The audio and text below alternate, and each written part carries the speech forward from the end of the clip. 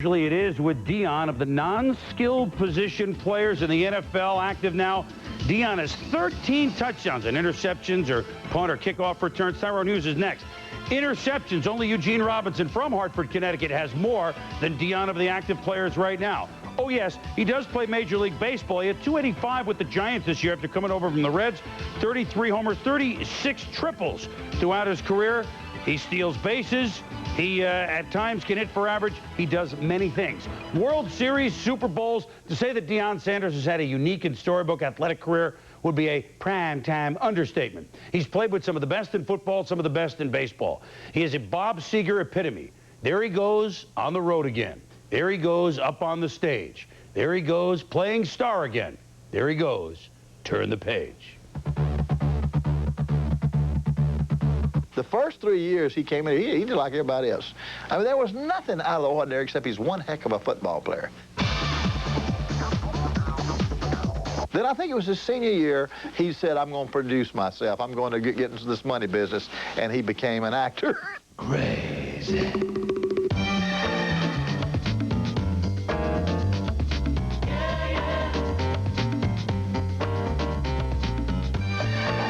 Deion is so laid back, you know. He's like the team clown when he's around the guys.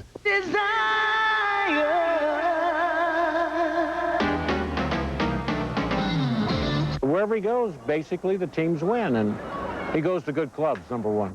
Deion brought an excitement to the ball club, and I think the excitement that he brought showed on the opposing team. The opposing team seemed to get defensive when Deion would be, out on the base paths or up to hit. Deion certainly was really the difference in why we were so successful last year. His role in the locker room, his role in the field really put us over the top. Deion came in, he showed everybody just to be a little more relaxed and just enjoy the game of football.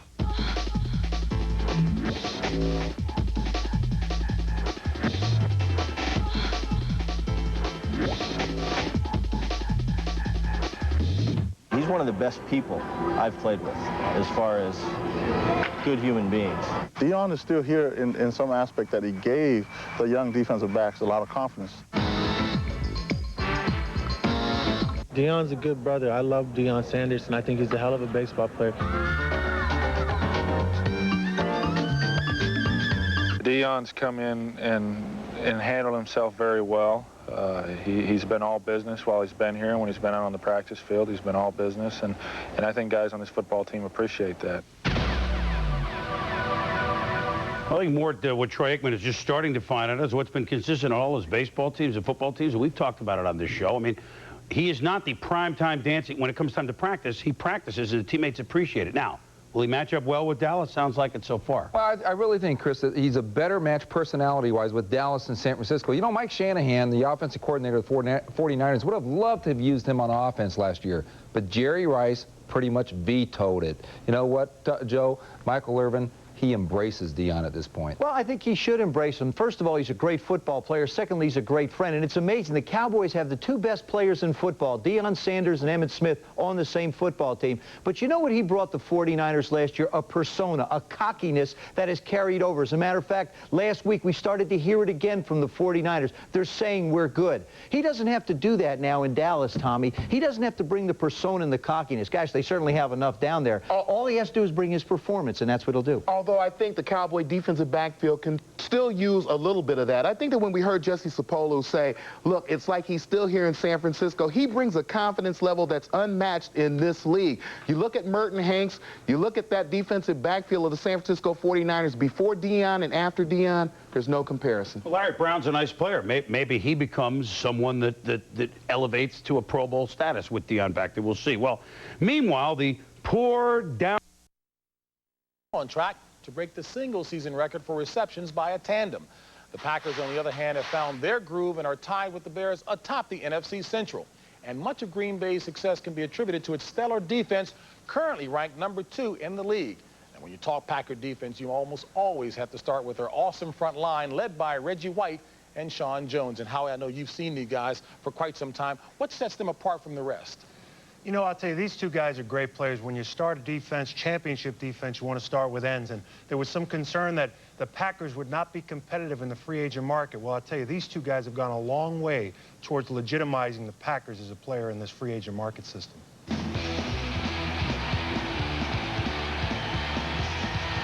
Yeah, it's cold and it's raining. We're here in Packer weather at the Packer Hall of Fame. We're here to talk to Sean Jones and Reggie White, two guys that have amassed over 250 career sacks. Packers feel they're a contender. These two guys are two of the big reasons why. When you left Philly, Reggie, and you came here, I think you shocked a lot of people when you came to Green Bay. Green Bay was just a stop since it was close to Detroit, because I visited Detroit. And my agent said, okay, let's hop over to Green Bay. And I'm like, man, I'm ready to go home because I'm tired. And it was a snowstorm, and they had canceled all the flights. So Green Bay sent a plane and came over, and I really liked it. And on the way back, I told my agent, I said, you know what? I may end up shocking the world if I sign with Green Bay. Well, for me, it was just, after 6 years in Houston, it was just an emancipation process. So it was just like getting out of there and for the first time in my career, just being able to concentrate solely on football. That's what brought me up to Green Bay, and it's been great. When you were with the Raiders, you griped and moaned to me that you were the one that had to play the draw on the screen and the run while I rushed the quarterback. And now you're in Green Bay, and you're doing the same thing, because I noticed Reggie over there, there's no telling where he's going to go. He's lined up 3 yards outside the tackle, and he's coming. I'm a little bit older now, so I understand that a little bit better. With the free agent signings of White and Jones, the Packers hope to attract more big-name players. What did you say to Keith Jackson? Is Keith Jackson, number one, is he a rented player? I saw him last week, and it was 45 degrees, and it looked like he was getting ready to go to a ski resort. Does he know how cold it's going to get here, and what have you said to him to try to persuade him? I tried to persuade him, and I gave up on the persuasion because I think Keith was thinking more on the cold aspect. I told Keith, I said, see, the sad thing about it, if you don't get up here and you miss God on this, when we die and go to heaven, God gonna put you on the cold side. He's gonna put me on the warm side. Today, the Pack faces the Lions, but it's the Dallas Cowboys who haunt them in the big games. And we haven't matched up very well, quite honestly, with those guys, and they've made plays on us. But I think what's a little bit different this year than previous years is that we go on the field now expecting to win those games, and we expect, if we see Dallas again, we're going to expect to win that game again. But we got to find a way to stop letting the Dallas Cowboys make big plays on, in particular on the defensive side. How much of a burden do you feel it is on you, especially, but the both of you, to bring a championship back to Green Bay? Well, I think that's why both of us are here. This is probably has the greatest tradition amongst any team in the National Football League. And if you win one here, to me, it's unlike winning one anywhere else.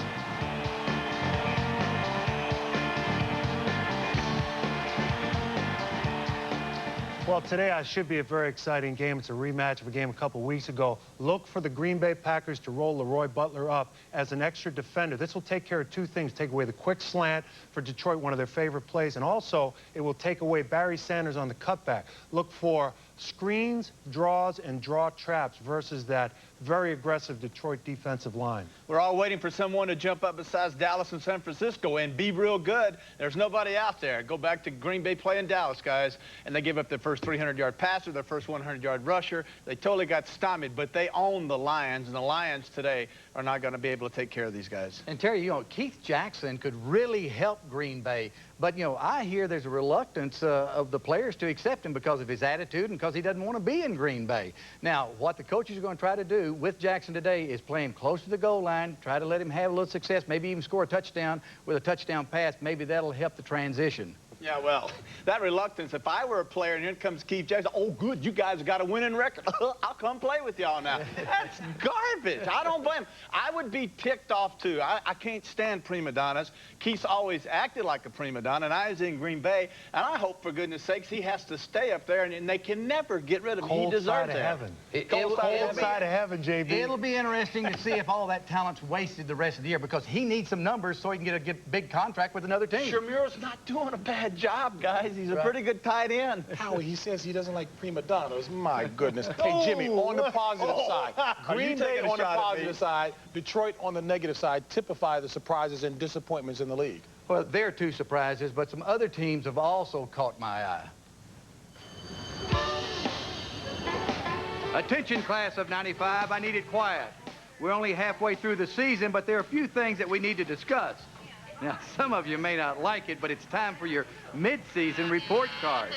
Let's start it off with the evaluation of the teams. When it comes to surprises, say no more than the St. Louis Rams. It's amazing. These guys are 5-2, and it seems everything this team does is a surprise. And what about the Bucs? They're at the bottom third in offense and defense, but only 5 teams have allowed fewer points. That's surprising. I think surprise means finally you're doing something that you haven't done before. And how about the Kansas City Chiefs? They're 7-1 with a +11 turnover ratio. And of course, we can't forget about the fabulous Colts, knocking off 3 heavyweights in consecutive weeks. I think the people that aren't surprised are people that are in the Colts locker room. Now, 2 teams that receive extra credit, both expansion teams who are looking to make the Dean's List. As for my disappointments, some teams are lacking in chemistry. The key element for the Browns, according to the staff, has been the downfall at quarterback. Well, it was a surprise to me, you know, and I just feel like I've worked too hard this year and played too good to be the scapegoat for all this. And we can't overlook the Dolphins. It's not the 3 straight losses, but the Jets and the Saints. And it's tough enough, you know, when you're not happy with yourself and what you're doing, and then to get it from everywhere else, I mean, that just compiles the problem. Now, these teams don't run on their own, and some of you guys need to be held accountable. I should know what I'm talking about. I'm talking to you coaches out there. At the head of the new class, Oakland's Mike White. He inherited Al Davis and an extremely talented team. High marks also go out to the Rams' Rich Brooks. He's already surpassed what anybody could have expected. Some veteran coaches who have made the grade include Dave Wanstead. He obviously paid attention in my class. Working for him for 18 years and being in locker rooms after games, I never remember him giving out a ball at halftime. Some coaches playing catch-up include Bill Parcells. He had the toughest schedule, which could account for their league-low 96 points. But on the other hand, Don Shula's Dolphins have had the easiest schedule. Their difficulties have led to everyone's frustration. Now, I know our fans are disappointed, certainly, but they can't even begin to think about the disappointment that we have. But what it really comes down to is performance on the field. Some of the players are making the grade. Some of the players are going to have to stay after school. One who is making passing grades, Chicago's Eric Kramer, already with 16 TDs, surpassing his previous season high of 11. Another quarterback with honors, Steve Bono. He's thrown 15 TDs and only 4 interceptions. As for the freshmen out there, the Cardinals' Frank Sanders is at the top of my list, along with Chicago Bear running back Rashaan Salam. And a big surprise has been 6th-round steal Terrell Davis for Denver. And how about Hugh Douglas of the Jets, tied for 2nd in the sack race? For the most part, I'm very proud of this class. But you're going to have to show me something during the second half of this season. My first year in the league, you know, I was all concerned. You know, we were losing games, and I talked to Al Davis. Al Davis said, "Hey, Jimmy, just slow down just a little bit. It is a long, long season." A lot of things didn't happen in the second half, Terry. That's the most pathetic. You have sunk to a low height. We don't talk to you about coaching. We leave you alone on coaching opportunity. Professor. You know, you look at the halfway mark, and automatically I go back and ask some people, give me some stats on Vinny. Let's do some research. We come to find out, poor Vinny Testaverde, I know what it's like to be benched. It's humiliating. And the finger is pointed at you that you're the reason that the team is struggling. The Browns are 3-4. Last year at this time, they were 6-1. Well, folks, Vinny is knocking the world down. He's one of the top-ranked quarterbacks. He's got better stats than anything he has ever had in his life. The yards this year, look at my card, 362 yards this year at 3-4 to 211 last year. And once again, panic has set in at Cleveland. I got to believe Modell, once again, it says, Belichick, you either get it one, boy, you out of here. Terry, and if David Shula for Cincinnati wins this game against Cleveland, you know, he's working for a franchise that shops at Kmart. They're going to get against Cleveland. They paid $17 million for a receiver.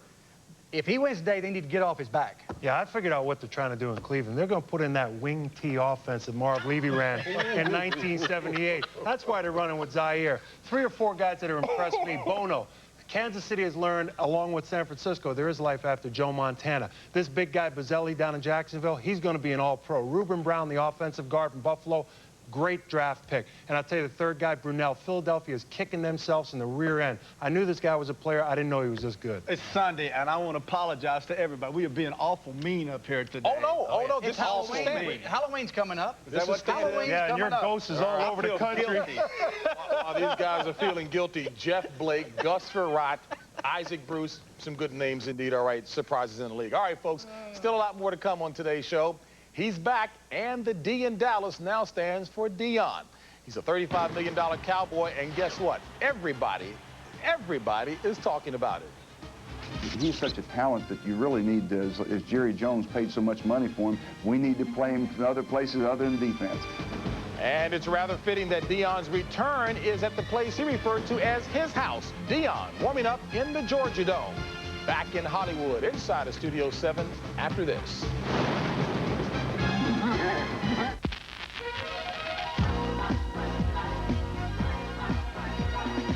It's a blast from the past. All your favorite arcade games like Asteroid, Centipede, Defender, and Gallagher. So polish up your old moves. You'll need them to survive the arcade classics. Now available in 2-in-1 game packs for Game Boy and Super Game Boy, baby.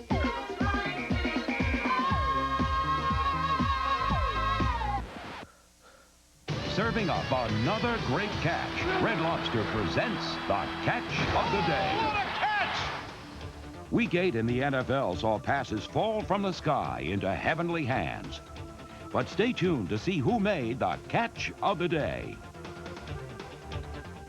What's Red Lobster doing tonight? We're gonna ooh ya. We're gonna ya. We're gonna ah ya. And now we're gonna dazzle ya with 2 dozen shrimp, just $8.99, featuring a hot new sensation, roasted shrimp and fresh vegetables, plus scampi and fried shrimp. We're gonna wow ya. We're gonna ooh ya. We're gonna ah ya. With our 2 dozen shrimp, only $8.99. It's for a limited time, so hurry in now. At Red Lobster tonight. The Houston Oilers' Todd McNair earned a salute at Soldier Field. Touchdown, Todd McNair! It's the Red Lobster Catch of the Day. And for a great catch every day, come to Red Lobster. Hi, Tom Bodette for Motel 6 with a new reservation number to remember. Well, I asked a friend in the ad business, and he told me if you want people to remember your commercials, you got to stick some puppies or kids in them. So, here you go. Cute, aren't they? Guess you'll be remembering that number for a clean, comfortable room now. It's 1-800-4-MOTEL-6. I'm Tom Bodette for Motel 6, and we'll leave the light on for you. Halloween night. It's us! TV's monstrously funny family is back. You scared me to life. In an all-new movie adventure for the 90s. Don't stop to chase any cars! It's gonna be a party that'll raise the dead. Here come the Munsters, part of Fox's Halloween Bash, Tuesday. 2 top quarterbacks in the NFC, Troy Aikman on the left, Jeff George on the right. Aikman's offense is #1. George is ranked #3 in passing himself. And welcome back to Studio 7 and Fox NFL Sunday. All right, folks, the Georgia Dome in Atlanta is the site of today's battle between the 6-1 Cowboys and the 5-2 Falcons. Both teams are atop their divisions, with the Falcons tied with the Rams and the Niners. But most of the attention is focused on one man, Deion Sanders. Today marks his debut with the Cowboys, and he's returning to a place he used to call home. Fox's Pam Oliver is standing by live. And Pam, it seems like everybody has absolutely something to chime in about Deion. Yeah, everybody except Deion himself. He decided this week to keep quiet. He didn't want to talk about himself, the contract, the ankle, the Cowboys, the Falcons, nothing, which of course only adds a little drama to this little story. I don't think even Alfred Hitchcock has anything on Deion when it comes to building suspense. Hello again. After a 9-month absence in ankle surgery, Primetime makes his official return to his part-time gig. But rather than high-stepping it toward cameras and microphones, Deion low-keyed it all week, just when the suspense began to build. He's been all mysterious this week, quite serious. What's all that about? He's not talking to reporters. Well, I think He's definitely trying to get focused and do the right things. I think he's trying not to be caught up in the hoopla of going back to Atlanta. I got one thing to say. This is my house. This is the house of prime. I tore it down. I'm out. That was following Deion's last trip to Atlanta when he picked off a pass and went 93 yards for a touchdown. Going back to play in his house only heightened the anticipation of Deion's debut as a Dallas Cowboy. Hollywood couldn't have scripted it more perfectly, but maybe Primetime could and did. I'm sure he looked at his schedule. So I have the surgery here, then I have this day, this day, this day. Boom, I'm back by this game. Okay, that's what I'm doing. He's no dummy, believe me. Believe him, because few know Deion as a person and a player better than Michael Irvin. I would always wonder, you know, you're watching film, you're trying to figure out and trying to figure what is this guy thinking here so you can beat him. Now I get a chance to do it every day in practice. It makes me a better receiver.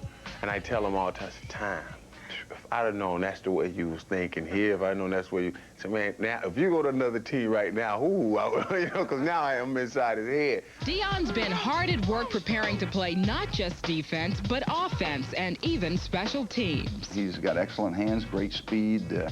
Yeah, he's one of those athletes that makes everything look easy. He's such a talent that you really need to, if Jerry Jones paid so much money for him, we need to play him in other places other than defense. One thing about Deion, he's a competitor, and he's definitely a determined individual. And I don't understand why I'm sitting here asking all the questions about Deion. Well, Emmitt, when the main man won't talk, what's a reporter to do? Oh, yeah, Deion did grant one interview this week to some guy who paid him $35 million for his services.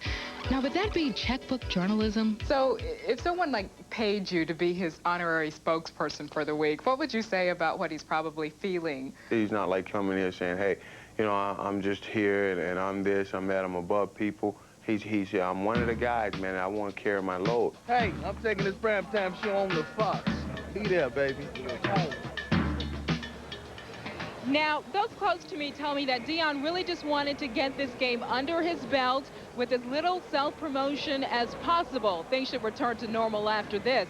One thing to look forward, though, is that ankle. We're going to have to keep an eye out on that, because I did not get too many terribly convincing answers when I asked Deion off camera and his teammates on camera if that ankle is 100%. They said, yeah, it's okay, but when you asked if it was 100%, boy, you should have seen these guys running for cover. I guess we'll all get a look at that in just a little while. JB, back to you in Hollywood. All right, Pam, thank you very much. You know, Deion Sanders is regarded as the best cover corner in the game today. In addition to superb talent, the technique one uses at this position is critical. Well, over on Fox Field, we have a special guest helping to illustrate how to play this very difficult position. Joining Jimmy Johnson is the veteran defensive star with the San Francisco 49ers, Toy Cook, who played alongside Deion last year. And Jimmy, talk to him. JB, now, Toy's on injured reserve right now, but you'll notice he's got the Super Bowl ring where he had an interception in last year's game. Before we get into Deion's technique, Toy, why don't you talk a little bit about the story of against the Rams last year, demonstrating Deion Sanders' speed? Fourth quarter, game on the line. We're playing a quarter technique. I'm playing safety. Flipper Anderson tries to run a post. I turn. I'm like, oh, I got this pick. Next thing you know, I hear this boom, boom, boom, boom, boom. And I'm turning around, I'm like, who is that? You know, and it's Deion flying by both me and Flipper. And I mean, just perfect example of how fast he is. Fastest defensive back in football. I'm going to be the wide receiver. Now, you're going to play the press technique.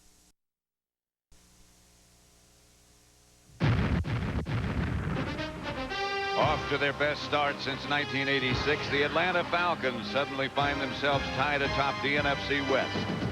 Today, the Falcons will be severely tested against some of the NFL's elite. The Dallas Cowboys will showcase some of the premier talent in the NFL. But the attention will be focused on the much-anticipated return of Deion Sanders as the four-time Pro Bowler bursts into the spotlight and returns to his house today in Georgia.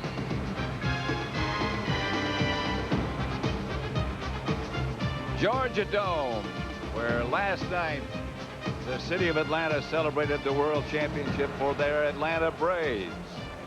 And Atlanta didn't get much sleep last night. I'm Pat Summerall with John Madden.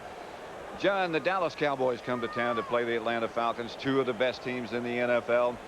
Dallas welcomes Deion Sanders, but they were still a pretty good football team before he got here. Well, Dallas is a great football team. In fact, I think right now the Cowboys are the best team in the NFL. And we know they have the offense. I mean, they got the quarterback, the wide receivers, a big offensive line. But if they had any weakness, it was generally their defense and specifically their secondary. And when you get a guy back like Deion Sanders, who's the best defensive back in all football, he could just take one guy, one side of the field, and that allows you to do a lot of other things on defense. Today's opponent, the Atlanta Falcons, do something a little bit different. They're the only team left in the NFL that runs the run and shoot, the red gun, they call it. What problems does that present? Well, you know, it's different because you don't get to practice against it, but I think you need some of the run in the run and shoot, too. And this guy here, Ironhead Hayward, has to give him some running today. Then I think they have to get some first downs, get the ball in the hands of Eric Metcalf, take a short pass, let him make a big play out of it. But the one thing that the Falcons can't do today, that's have turnovers. Coming up next, here on Fox, it's the Dallas Cowboys and the Atlanta Falcons from Georgia Dome. John and I'll be back for the opening kickoff when Fox NFL Sunday continues after these messages from your local station.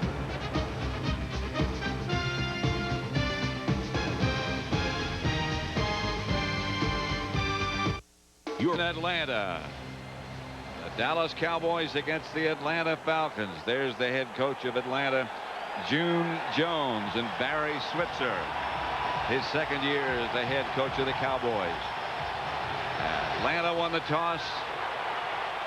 Bonio kicks off to Jamal Anderson. And down he goes, hit by Lang. And let's look at the Falcons' red gun offense led by Jeff George. Having a good year. In front of him, an offensive line that faces a challenge. Whitfield, Tobick, Fortin, Sandowski, and Richards. Craig Hayward will be the lone setback. J.J. Burden, Mathis, Metcalf, and Emmanuel, the wideouts. It's interesting to see where Deion Sanders is going to play, Pat. He's here on the right side of the field or the short side. Facing Burden this time. Hayward gets the carry and gets only a couple. The Dallas defense. Charles Haley, 94, Leon Lett, Russell Maryland, and Tony Tolbert. Just two linebackers today as they'll go with 5 DBs, Darren Smith and Robert Jones. And the addition of Darren Smith gives them speed as well as experience. Brock Marion, Deion Sanders, Darren Woodson. Metcalf is now the deep back, the running back. The fakes to him. George rolls right, fires complete. That's one of the things that Jeff George was talking about the other day, that they're going to do more of. Usually in this run and shoot, it's usually just a little rollout. What they're going to do today is more bootleg. And you see where the quarterback is going to fake to one side, see, then he's going to roll way out to the other side. Jeff George says instead of just getting behind that guard, they got a lot of pass patterns today that are going to get them outside that tackle area, and that was one, the bootleg. That pass, that first down to Mathis. The handoff is to Ironhead Hayward, and he is swarmed upon. I'll tell you, you need swarm upon to get big Ironhead down. When Ironhead runs in there, he is a big load. Let's watch Deion Sanders out here on Emmanuel. Now, one thing, it's a run. So they're not even playing out there. But yes, Deion says, I know, but he says the guys always try and run him off. I don't know what the heck Deion was doing out there. He wanted some action. Well, he got some. Yeah, because the run was up the middle, and Deion was way out on the other side of the field. He's facing Burton this time, and here's George. Gets it out to Terrence Mathis again, who gets about 6 yards before he's taken out of bounds. You know, that's not a bad idea. When you know Deion Sanders is going to be playing man-to-man, run him off. Run him on and up. And they're going to do that today to him all day. They just have J.J. Burton run on and up, then work where he was. You know, work that position. And that's what they did. They ran Burton on and up, and then they just brought Terrence Mathis out in the area where they ran Deion Sanders off of. You better make sure he bites on the up. Metcalf is on the move this time. George back to throw it. They throw it almost every down. To Bert Emanuel, another Atlanta first down. Darren Woodson made the stop. George has a great arm. That guy that he throws it to has a pretty good arm, too. Bert Emanuel, remember, he was a quarterback in college at Rice. Here they're playing way off him. You saw Larry Brown not comfortable over there in that left side, playing way off, giving Bert Emanuel a big cushion, and they just ran that little hitch pass. That's one of the things that the presence of Deion forces, I guess you'd have to say, is that Larry Brown has to swap sides. He's normally on the defensive right. That time he was on the defensive left. George rolls right. Fires deep. Metcalf touchdown.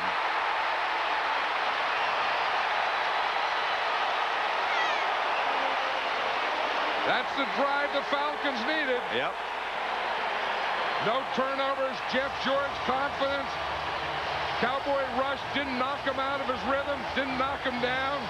He was able to move around. You see here it's a shotgun. Now this is what they call dash. He's not going to stay in the pocket. They want to rush at a point in the pocket.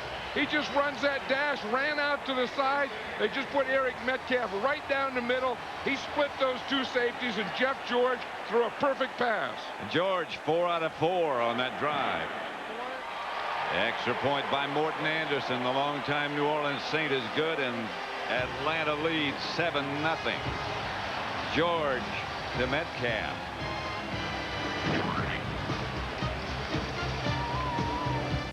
And again, here's Eric Metcalf. George is going to dash out here to buy time. Metcalf gets by here, comes up here on Scott Case, makes a move, and just runs a post pattern. See him here, he redirects there, but by George going out to the right, that bought him time, and then at one position he got man on Scott Case, and that is no competition at all.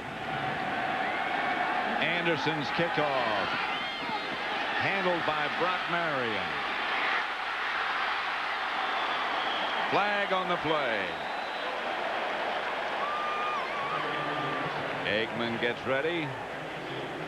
Flag on the play. Ron Blum is the referee. That has to be one of those illegal block from behind, wouldn't you imagine, or holding? I would imagine. As you see holding, say or holding. Illegal holding.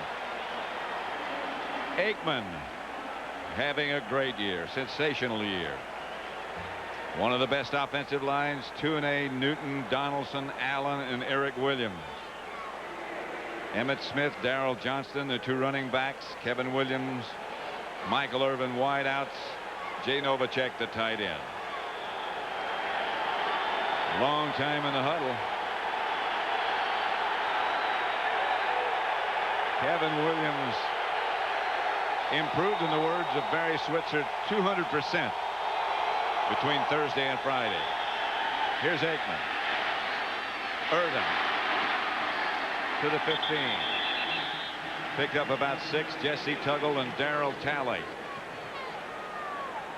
on the stop. The Atlanta defense injured a bit. We'll get to them in a moment. Well, their starting left defensive end, Chuck Smith, is inactive today, as is their starting left tackle, Pierce Holt.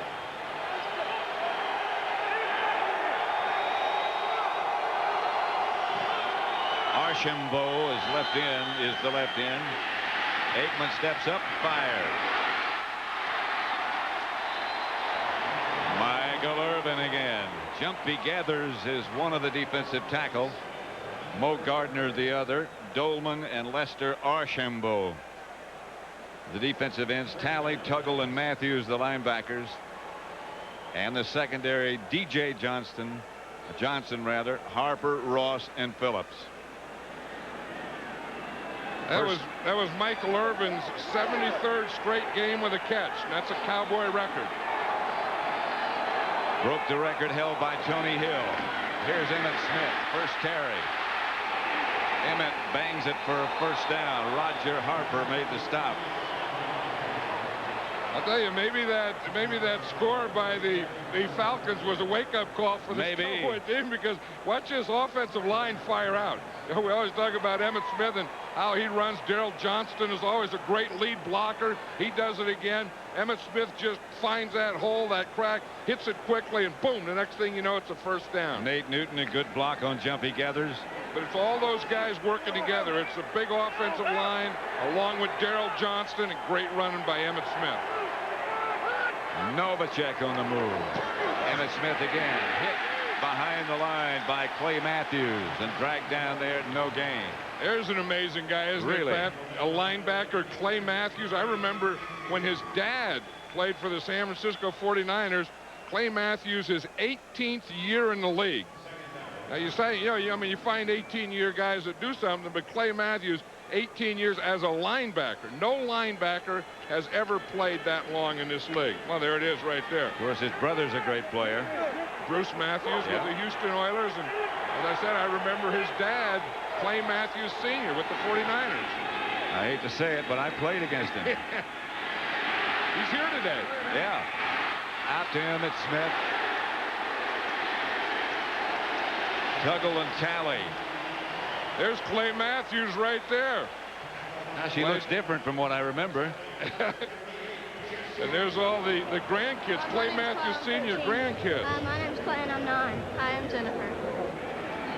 So that's Clay, number 57's kids. Right. And then Clay Sr.'s grandkids, all here to watch number 57. Now we're talking. They watch a warrior when they see him play.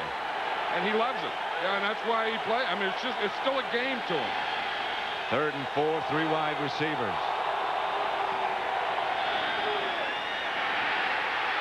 Aikman got away from the Atlanta blitz. Gets the pass to Irvin. I don't know how, but he got it in there. I don't know. Kevin Ross was the blitz. You said the safety came. Troy Aikman gets away. Remember, a couple of weeks ago he couldn't run. Now he can, and the blitz is going to come from right there. There's Kevin Ross. Now watch, he's going to come, and he's not blocked. He has a free shot at Troy Aikman. I don't even know if Aikman sees him, but he's so strong that Ross just went right around his waist. And then, boom, he goes out there, and, of course, who's he going to look for once he gets out here? And how does he get this ball in there? I'll tell you, I think he can get that ball. When he's throwing it to number 88, I think he can get it in anywhere, anytime. Back to throw it again. This time he won't get away from the blitz, and he does. It gets it to Emmitt Smith. Well, one thing I know, the Falcons looked at the San Diego Charger game, which was the last game that the Cowboys played, and they felt that they didn't knock Troy Aikman down enough, that they let him play a clean game. And one thing the Falcons do is they want to throw him out of his rhythm, but they want to get him to the ground, make him feel that ground, and feel the ground early. Watch him on that. He went from his left hand to get it out to his right hand so he could still throw it after he was down. They ruled him down before he got rid of the ball. It's still a remarkable play. And he's taking a timeout. Mo Gardner just got by Larry Allen to put the pressure on Troy Aikman. Video blimp and its crew to today's telecast. Piloting the blockbuster blimp is Terry Dillard from Lake Monroe, Florida. How they do that? I don't know. We're in a dome. Why would they do that? I mean, we're in a dome. You got a big old roof like this. And why would they even give a blimp to this game? Why would a blimp even come? And then how do you get the shot of the blimp? Terry Dillard, the pilot, can't see the game. No, he doesn't know. 2nd and 14. Here's Aikman back to throw it. Gets it to Emmitt Smith again, and he's stopped immediately by Darryl Talley. Brings up 3rd and long. You know, we talked about Clay Matthews on one side, then Darryl Talley plays on the other side. He's a 12-year veteran. Jesse Tuggle plays in the middle. He's a 9-year veteran. So this is the oldest, or I guess you should say most experienced set of linebackers in the National Football League. Yet June Jones, the head coach, said that Darryl Talley was still feeling his way on defense. They fake a blitz, back out, then they come back with a blitz. And Aikman fires short for Irvin. Boy, they're going to hurt Troy Aikman. Yep. They're going after him. If they don't pick up that blitz. Yeah, they have to. I mean, they come right up the middle, and watch the shot that Troy Aikman takes here. I mean, the last couple of games, he's had a clean game, but watch this. They fake the blitz, and then they come back up the middle, and watch the hit right here. Boom. Tuggle. Boom. Jesse Tuggle, as he put a hit on Troy Aikman. Watch it right there. Whap. And then whap. I mean, he got the whap from Tuggle in the middle. And then Dolman. Chris Dolman on the other side. John Jett back to punt. Punters love kicking inside. And Jett hangs a good one up there.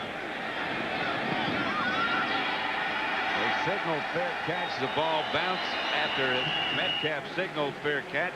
The ball bounced at about the 3 and then into the end zone. So the Falcons will take over at the 20. At Georgia Dome, Pat Summerall with John Madden. 7-0. The Atlanta Falcons lead Dallas. 5:48 left in the first quarter. Deion Sanders making his debut in the blue and white of Dallas. He'll play on the right defensive side most of the time, but if the ball is on a hash mark, he's going to play on the narrow side or hash mark side of the field. George screen flash. Metcalf well defense. A couple of guys missed. Chased out of bounds by Case. One thing, if you look here, see, these are the hash marks. These are the pro hash marks here. So when you look, if the ball is going to be spotted on this hash mark, Deion Sanders should play on this side of the field. And in fact, right now you see him switching. See, here's Deion going over here because he knows that he's playing the short side of the field because that's the side that the hash mark is on. And the other side, of course, would be called the wide side. 2nd and 10. Hayward. That Ironhead collides and keeps moving. Darren Smith. One thing you Darren Woodson made the stop. You have to like about Ironhead Hayward. I mean, he runs in there and he gets whapped every way you can get whapped, and then he gets up smiling. I mean, to him, it's still fun. It's still a game. And you want to see a record? Look at this. Helmet know size. why Ironhead? His helmet's an 8 1/4. I picked that thing up the other day at practice, and that's a 2-hand job. You got to be big in order to carry that helmet around. Oh, yeah, just put it on and off. You have to be big. I mean, forget about carrying it. 3rd and 3. Bert Emanuel makes the catch. George threw it behind him, and he twisted and made a one-hand grab. And they practice this all the time, Pat. This is called a fade stop. And it's against Deion Sanders here. You make it look like you're going to run a fade or an up, and you just stop and turn, and he throws the ball short. At practice, I'll bet you the other day on Friday, they threw 100 of these passes just like that. And June Jones was saying they just discovered this by chance. Well, yeah, and you look, every time you see that, you think it's a mistake, that it was a ball thrown short and the receiver had to come back for it. That's a designed, called play. George. Same thing. Same thing on the other side against Larry Brown. To Burden. This is the one. You see, they just go like they're going up. You see, J.J. Burden will come off the line like he's going to go deep or a fade pattern, and then he stops. And then the ball is thrown behind him, and he just makes a twist and catches that. Like I say, I always thought that was a mistake, a poorly thrown ball. That is a very accurately thrown ball, called a stop fade. Well executed. He said one of the great things about it is they can work on it on their own. They do. They work on it an awful lot. George misses Metcalf, covered by Woodson. I think that has to be George's first miss, isn't it? I think it is. I mean, that's the thing. You know, Jeff George is one of these guys that is a streak passer. When he gets hot, he can get real hot. Whereas when he gets cold, he can get a little cold, too. But he's been hot so far this first quarter. He always looks like, well, he looks a little worried in that picture, but when he's out on the field, it looks like, hey, where am I? Well, he has that red gun that, you know, the only one that does that. This is a very complicated offense. Hayward to the Dallas 45. Gain of about 6. Ironhead says, you know, now, I mean, he used to weigh over 300 pounds when he played in this league. And he says the only way they can tackle, you know, we were talking to him the other day, how do you tackle? And he just pointed down below his knees. That's the only way that they can, you know, one-on-one can get him. You can't get him up high. You see right there? You go down and you chop him right below his knees. And he has scars from his knees to his toes. He is full of scars. And he can name the defensive back that hit him on each scar. 3rd and 4. George. Mathis. First down Atlanta at the Dallas 30. Brock Marion on the stop. You know, one thing, this Atlanta team is getting good pass protection now for Jeff George. Bob Whitfield playing over there on Charles Haley, doing a good job of man-on-man pass protection. Watch this. Here's Whitfield here. Here's Charles Haley. If you're going to be back here throwing the ball, you better get number 94 blocked. Now watch Whitfield. He just hits him, just rides him right beyond, and let Jeff George step up and throw that ball. That's good footwork by Whitfield. Whitfield's a good tackle. Yep. Dallas showing blitz, and they're coming. Woodson's coming at Burden. Mathis has the ball. They had the right play called at the right time. Brock Marion made the stop. They had a screen pass. They got Robbie Tobeck out there. Watch this. This is the play before. Now watch what they do to Charles Haley. You see, they just drive him right out, and then that is the lane that Jeff George can throw in. 2nd and short.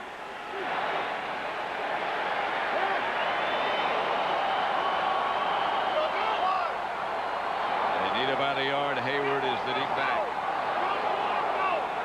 This is an audible. Timeout. Timeout.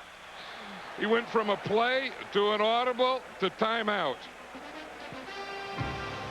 The Falcons lead 7-0. 1:02 left in the first quarter. Georgia Dome. Beautiful outside, windy, but it's always ideal conditions inside. Charles Haley and his Dallas defensive companions facing a real challenge from this red gun offense. Charles is probably thinking right now, I better get back there and get a hit on number 1, because I don't think anyone has yet. But he's come for Hayward. Got the first down, I think. If not, he's going to argue for it, isn't he? Yeah. He's going to stand there to make sure he has it. You know, Ironhead is weighed every week. He weighs 250 pounds now, and he gets paid $10,000 for every time he weighs 250 pounds. That's not a bad deal. I mean, what he weighs today, I don't know. Well, Junior Jones says, I don't want to put any pressure on you, he said to Craig Hayward. I'd like to have you at 250, and if it becomes a problem, I'll cut you. That's a pressure. And he didn't get that first down either. There he got it. He does. He just throws it down. He just put that big old head in there. He was mad he didn't get it the last time. He was sure he got it that time. He just led with his head and went whop. First down. That helmet's bigger than my first house. That's the end of the first quarter. The Falcons 7, Dallas nothing, but Atlanta's driving. Coming up next, it's the second half of our Fox NFL Sunday doubleheader. Most of you'll see the Green Bay Packers take on the Detroit Lions, plus other exciting regional action. Check your local listings for the game and time in your area. Right here at Georgia Dome, it's 7-0 Atlanta. Atlanta inside the Dallas 20. 1st and 10. Something the Cowboys are not used to, being behind after the first quarter. George gets it to Hayward. Hayward inside the 10. Again, they had the right play call. Yeah, that's the thing, that they'll run Ironhead Hayward, and then they'll also block him on that roll. And then the other thing that they'll do is they'll start him in like it's a block, and then they'll throw a screen pass to him. And you just see him. See, he starts out like he's running at a blocking angle. He fakes the block, and then he catches a screen pass. Then you get the two offensive linemen out in front. Boom, a good pick off there, and Darren Woodson has to make the tackle. They'll measure to see if he got the first down. It's inside the Dallas 10. They're a little bit short. Just a very small bit. The thing about Ironhead, he's really turned his life around. He really has. He's a changed guy, and you have to be proud of him, and he's proud of himself. I mean, he's always been a real football player, but you know, he's a real man. Well, he always smiled, but now he smiles, and he's sincere with that smile. He's proud of what you say. He's turned his life around. Yeah, I was talking to Russell Maryland last night. He said when Ironhead was at Pittsburgh and they were at Maryland, and when Maryland was at Miami, he said all those Miami defensive backs, after they played him, they wore neck braces the next week. Second down and short. Hayward again. It'll be first and goal, Atlanta. Leon Lett made the stop. And you know what Ironhead gives this team, too, and June Jones talked about it the other day, that, you know, this red gun, this run and shoot is the finesse offense. And he said, but with Ironhead back there, it gives you some toughness. And it's a pretty good mixture. You know, you got finesse and boom, but you can't say it's all finesse because you got big Ironhead Hayward back there ramming the ball at you. When he comes out, they have Jamal Anderson, who goes about 240. His nickname's Fat Fat. You got to love him. George Hayward struggles to just outside the 5. Stopped by Haley. Yeah, when we were talking last night to the defensive coordinator of the Cowboys, Dave Campo, he was saying, you know, you think of Jeff George and you think of the wide receivers. He said, but this is a run and shoot offense. And he said, the first thing you have to do is you have to stop that run. That Mouse Davis, who's an assistant here, who was kind of the father of the run and shoot, always starts off base that you have to be able to run the football. Play number 14 in this drive coming up.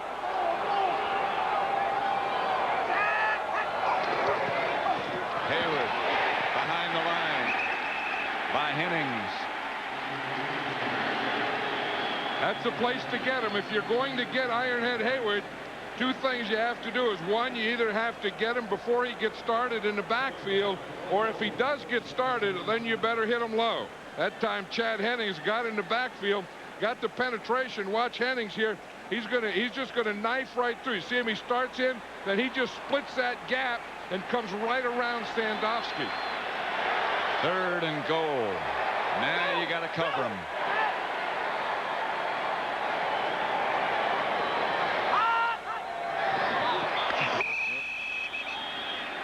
He gave a signal out here to Bert Emanuel. Yep. And that's a signal for that fade. And I bet they were going to run that fade stop again on Deion Sanders right down here.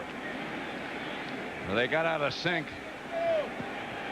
Well, Jeff George was up there calling a play. Then he looked out at Bert Emanuel and he gave him a signal.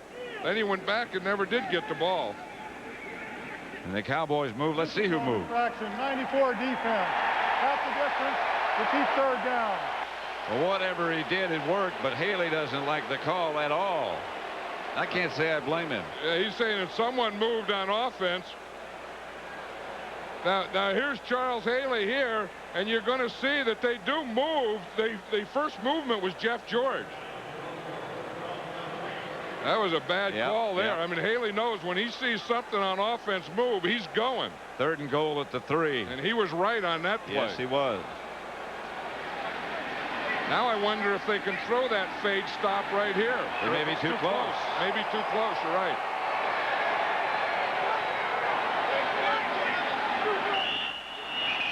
Play clock went all the way down, and the Falcons had to take a timeout. And that's the second time on this drive they had to take a timeout because of the play clock. George headed up to the sideline. There is a day coming up, isn't there? Called Halloween. Spirits are out. 3rd and goal at the 3. Jeff George up under the center, back to throw. Out of the end zone. Intended for Bert Emanuel. Deion Sanders got a hand on it. Wonder why they pay him all those millions of dollars. I guess that's why. I don't know that they wanted to work on Deion Sanders down there, but Deion Sanders was covering man-to-man on Bert Emanuel. And those guys don't have that room to operate this red gun down close like this. And Jeff George wasn't able to throw it when he wanted to. He had to hold it and wait a while, and like you say, then you just run out of room down there. From 21 yards out, Morton Anderson is good, and Atlanta leads 10-0. June Jones red gun working perfectly so far. George here, the first thing he's going to do is he's going to back out and look to his left, and then he doesn't see anything to his left. Then he's going to come back to the middle, and he has nothing there. Then he's coming to his 3rd wide receiver. See, and he had to wait that long, and by that time Deion Sanders had perfect coverage on Bert Emanuel. Morton Anderson's field goal makes it 10-0 Atlanta. He kicks off a bouncy kick down to Clayton Holmes. Holmes to the 20. Watch this now. Here's George throwing the ball. Now watch Deion Sanders. The ball goes right through his hand. First of all, it looked like he could have caught it. Then he decides that he can't catch it, and then he's going to knock it down. Watch the coverage right here. He grabs Emanuel a little. Now, by that grab, that brought him right in position to get between Jeff George and Bert Emanuel and get into the position. See, now Bert Emanuel's telling his teammates that's what he did to me. See, he grabbed me by the back, then I went up, then he went by. Emmitt Smith gets the carry on 1st down, stopped by Jesse Tuggle.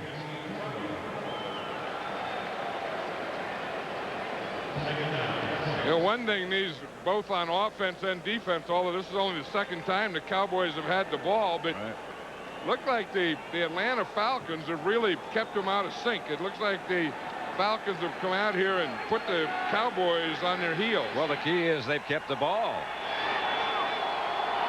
16 plays in that drive alone. Emmitt Smith again. Emmitt to the 38. Right now for McDonald's game break. Let's return to James Brown in Hollywood. Hey, Pat, Rodney Peete may not be stylish, but he's been effective. Play action. He's got time and finds a wide open Calvin Williams for the score. Eagles on the board in the 2nd, 7-0 over the Rams. Let's take you back to Pat and John. Back at Georgia Dome, Deion Sanders is lined up behind Michael Irvin on offense. And he'll probably be a decoy. They'll probably fake a reverse to him and throw a screen.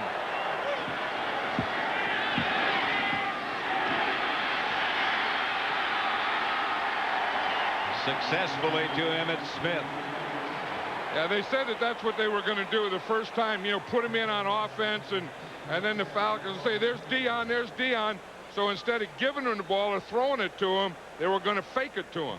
So what they did is they put him out there by Michael Irvin. See, they put him out here. They'll bring him here on the reverse, fake the reverse to him, and then they're going to throw a screen pass to Emmitt Smith. See, they bring him here. Everyone's going, 21, 21, look out for Deion.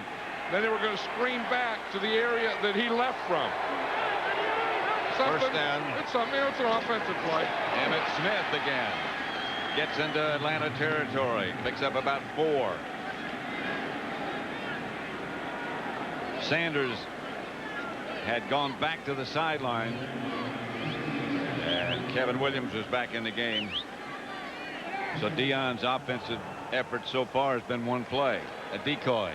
Yeah, and the thing is he's been out there on defense a lot today too. So, you know, one of the things that, you know, you talked about earlier in the pregame show, and Deion talked about, is he's not in the best shape of his life because he had the ankle injury. he hasn't been able to do a lot of running while he was rehabbing. That was Novacek on the move, but this is Emmitt Smith straight ahead. Does not get a first down, only a couple of yards. That guy number 73 down in the ground, that Larry Allen. I think right now, although he was beaten one time today by Mo Gardner, but I think he's the best guard in football right now. He can be devastating. I mean, you watch the things that he does on run blocking and on pass protection. I mean, he just fires out and knocks him backwards. 326 pounds at least. He doesn't look that big. 2 yards. Aikman to Irvin. Now, is that a pretty good move? He just gave a head slap to D.J. Johnson. That's a defensive lineman pass rush move. Watch this. When he catches the ball, D.J. Johnson is number 44. But watch him when he catches the ball. He's just going to give him a head slap with his right hand. Yep. I guess we're going to get it right here. Watch the head slap right there. He just gives him a head slap, pushes him right by, push, and then just goes whoo. Olay. He'd already beaten him with the fake, and he just accentuated it with the push. Novacek on the move. Aikman, Irvin, incomplete. A little bit behind him. D.J. Johnson and Harper close by Irvin. Roger Harper's number 47, and he is a big free safety. He weighs about 230 pounds. So when you run in there, you see that 47, and he's playing deep in there, that deep safety. That's like running into a linebacker. I mean, that Harper is a big guy. See, and now Michael Irvin doesn't want to run anymore, and Troy Aikman doesn't want to lead him into Harper. Right. So part of that is Michael Irvin coming under control. The other part is Troy Aikman not leading him into that safety. On second down, it's Emmitt Smith, and Emmitt inside the 10. Harper and Ross converge on Smith. Yeah, this defensive line is beaten up, and they can't stop Emmitt Smith. And I think that the Cowboys are starting to realize that they're just going to give today a heavy dose of Emmitt Smith. I mean, that big offensive line just rolling up guys, making big holes for Emmitt. Of course, at the end, there's still going to be 4 or 5 guys there to get him. First and goal at the 9. This drive has been Emmitt Smith, and now Daryl Johnston gets down to about the 5.5. Yep, they know that moose everywhere, don't they? Yep. In fact, June Jones was saying before the game, he said there's going to be so many Cowboy fans here today that we may have to have our guys using earplugs. Well, that's the thing about the Cowboys. Wherever they go, the hotel, the stadium, there's a mob that follows. Oh, yeah, they have you talk about lobbies and all-league lobbies and all-pro and all-time lobbies. A Saturday night Dallas Cowboy lobby is an all-time all-pro lobby. Smith to about the 1-foot line as Emmitt Smith stopped and finally wrestled down by Clay Matthews. That's not a bad place to run. If you're going to run, get behind Larry Allen and Eric Williams. That's about 700 pounds a guy right there. But here's Larry Allen right here, and here's Eric Williams. And you just watch how they just fire out on their guys and just move them right off. And then the guys that they don't move off, Daryl Johnston will move off for them. This is a 2 tight end setup. Stone. This is Novacek in the. This is Emmitt Smith. Let's go ahead and get him in the end zone first. That drive, with one exception, was number 22.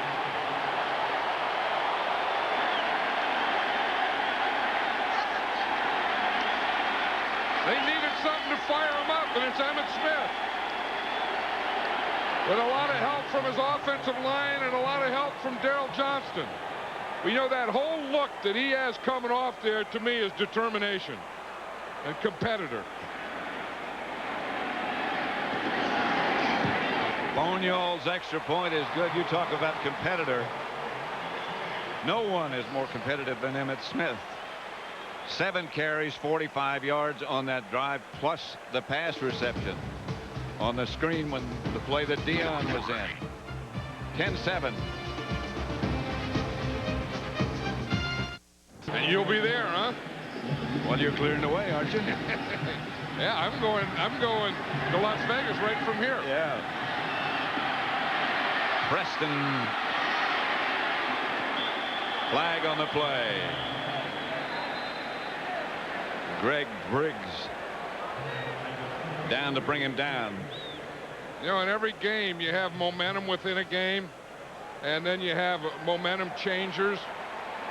And I think that, you know, the Falcons had the momentum. Holding 50 on the return team. 10 yards, first down, timeout. And then Emmitt Smith became the changer. 10-7 second quarter. Atlanta leading Dallas. Which family has played the most NFL games? Which family has played the most NFL games? Dome in Atlanta. The Falcons 10, Dallas 7. Pat Summerall, John Madden. Atlanta ball after the penalty back at their own 11-yard line.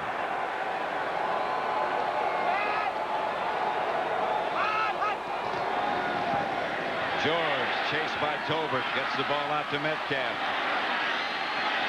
Gets up and down in a hurry. Brock Marion on top of him. The Aflac question of the week again. Which family has played the most NFL games? You know, if it wasn't played, you'd think of Maras and Rooney's and Modell's and guys like that. But since you're playing, it has to be the Matthews family, huh? There's Clay Sr., the father. He played for the 49ers. Clay Jr., of course, plays for the Atlanta Falcons. And Bruce plays for Houston. And when Bruce steps on today, that will be the 500th NFL regular season game this family's played. This is Hayward. Tripped up by Scott Case. Could be another Matthews on the way up. Yep, here they are. They all have their Falcon jerseys on and their Deion Who signs. Here's all the Matthews kids. Look at that, Look at that Matthews there. Clay Sr. played here. He was an All-American at Georgia Tech. Yeah, that's a big old group of Matthewses. Third down, about 5. Jeff George chased him down by Haley. Matter of time. Yep, it was just a matter of time, and they had to do that. We said that the offensive momentum changer was Emmitt Smith. Charles Haley is one of those momentum changers. So he just kind of goes with it. Here he is. And Charles Haley can do it with strength or speed. Here he just does it with speed. He gets past Bob Whitfield before Whitfield really gets out of his stance. By the time Whitfield gets up there and ready to go, Charles Haley is already beyond his outside shoulder. Holmes back deep. Dan Straczynski is the Falcon punter out of the end zone. High kick. Holmes coming over, signaling fair catch. It goes out of bounds. Dallas will take over at their own 46. 44-yard punt out of the end zone. Coming up next, don't forget Green Bay, Detroit, New Orleans, San Francisco, and Tampa Bay against Houston. That's that game you were just talking about. When another Matthews steps on the field. Yeah, and when that happens, Bruce Matthews for Houston, again, that'll be the 500th game the Matthews family has played. Atlanta 10, Dallas 7. Dallas first and 10 at their own 46. It's going to be interesting to see how the 49ers do today with Elvis Gerbach starting the second game. He did very well last week. Sure did. Aikman. Irvin.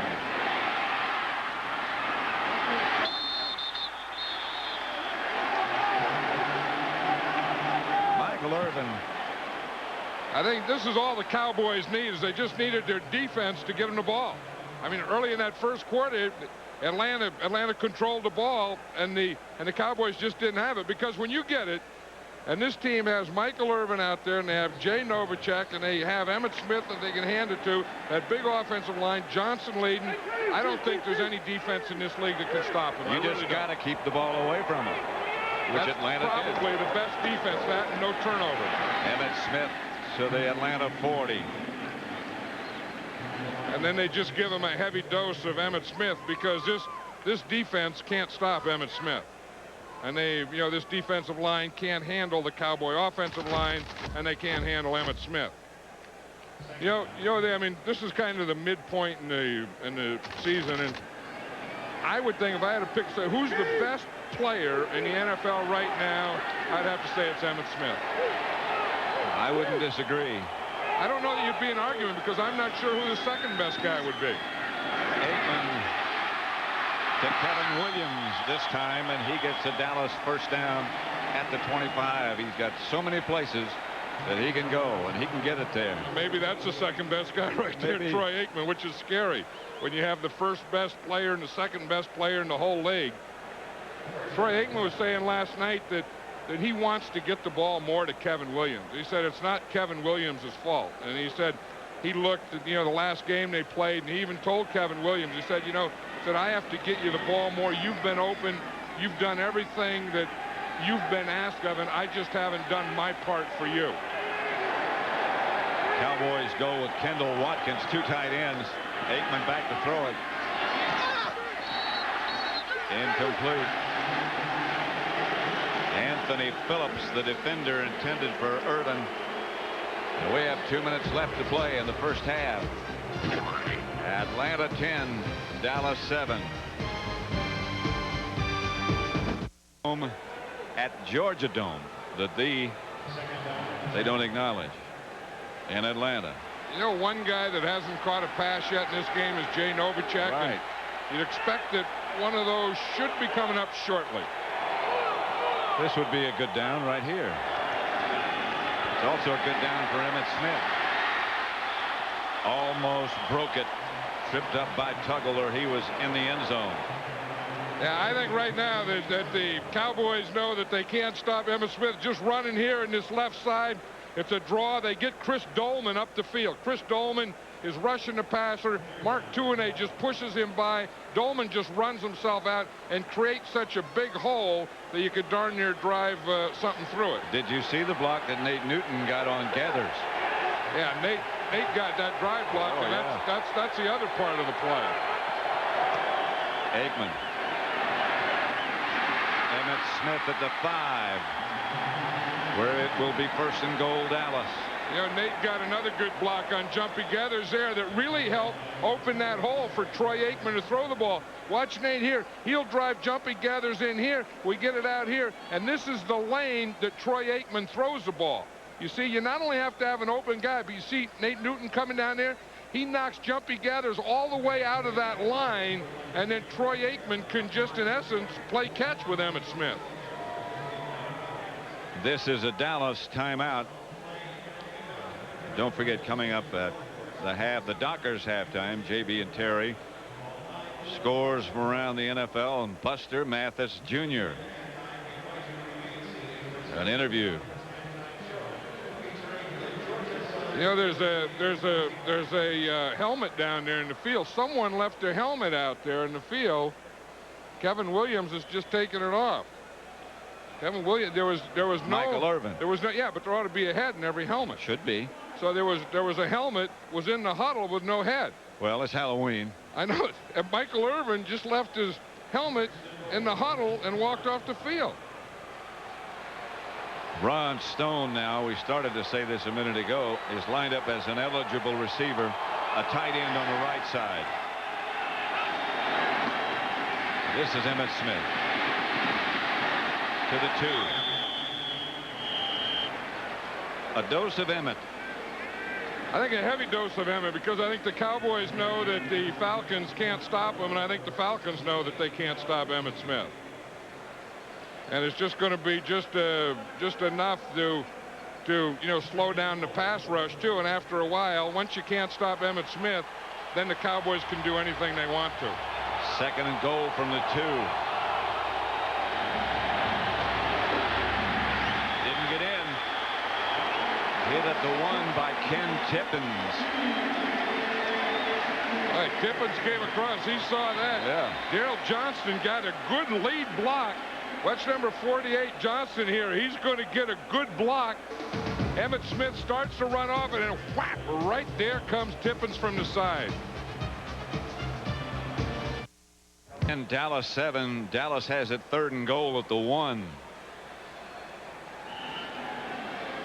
They have used all of their timeouts now.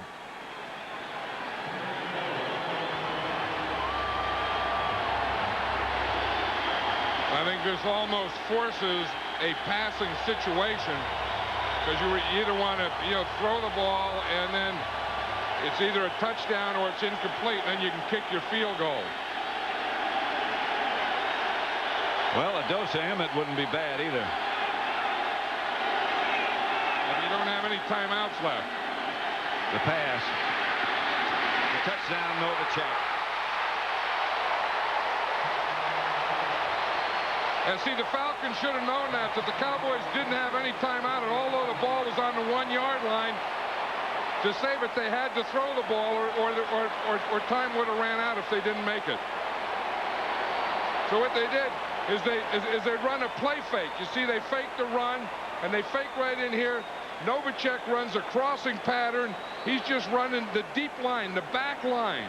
You have a crossing pattern in front of him right in the goal line. Then you have Jay Novacek coming across on the back line. With nobody else even in the picture. They all went for the play fake, but they shouldn't have. Touchdown pass from Aikman to Jay Novacek. And as you said before, that's the first pass he's caught today. Yeah, and you knew that eventually they were going to start looking at Jay Novacek, because he's one of Troy Aikman's favorite. And I think, again, we talk about the Falcons. They had the momentum. They had everything going. And then this guy right here came in and took the game over. And then he got the momentum back for the Cowboys. And then once they couldn't stop Emmitt, then anything and everything is going to go for this offense. How about... Excuse me, go ahead, John. I was just going to say, how about what happened here last night? At Fulton County Stadium, which is the one on the right side of your picture. And the new one, the one on the left, the incomplete one, is the Olympic Stadium. That's where the opening ceremonies will be held. That's the Olympic Stadium. Right. Here's where the Atlanta Braves won the World Series last night. And I'll tell you, that was something, being here and watching the game on television, and then staying up and watching all the news all night. They were celebrating. I don't know, I went to bed around 12 or 1, and they were still in the street celebrating. I think a lot of people might still be in the streets because there's some empty goods. I don't know where Peach Street is, but I know that Peach Street was closed down, and I think there's a lot of Peach Streets in this town. A lot of them, believe me. Flag on the play. Ken Tippins returned it.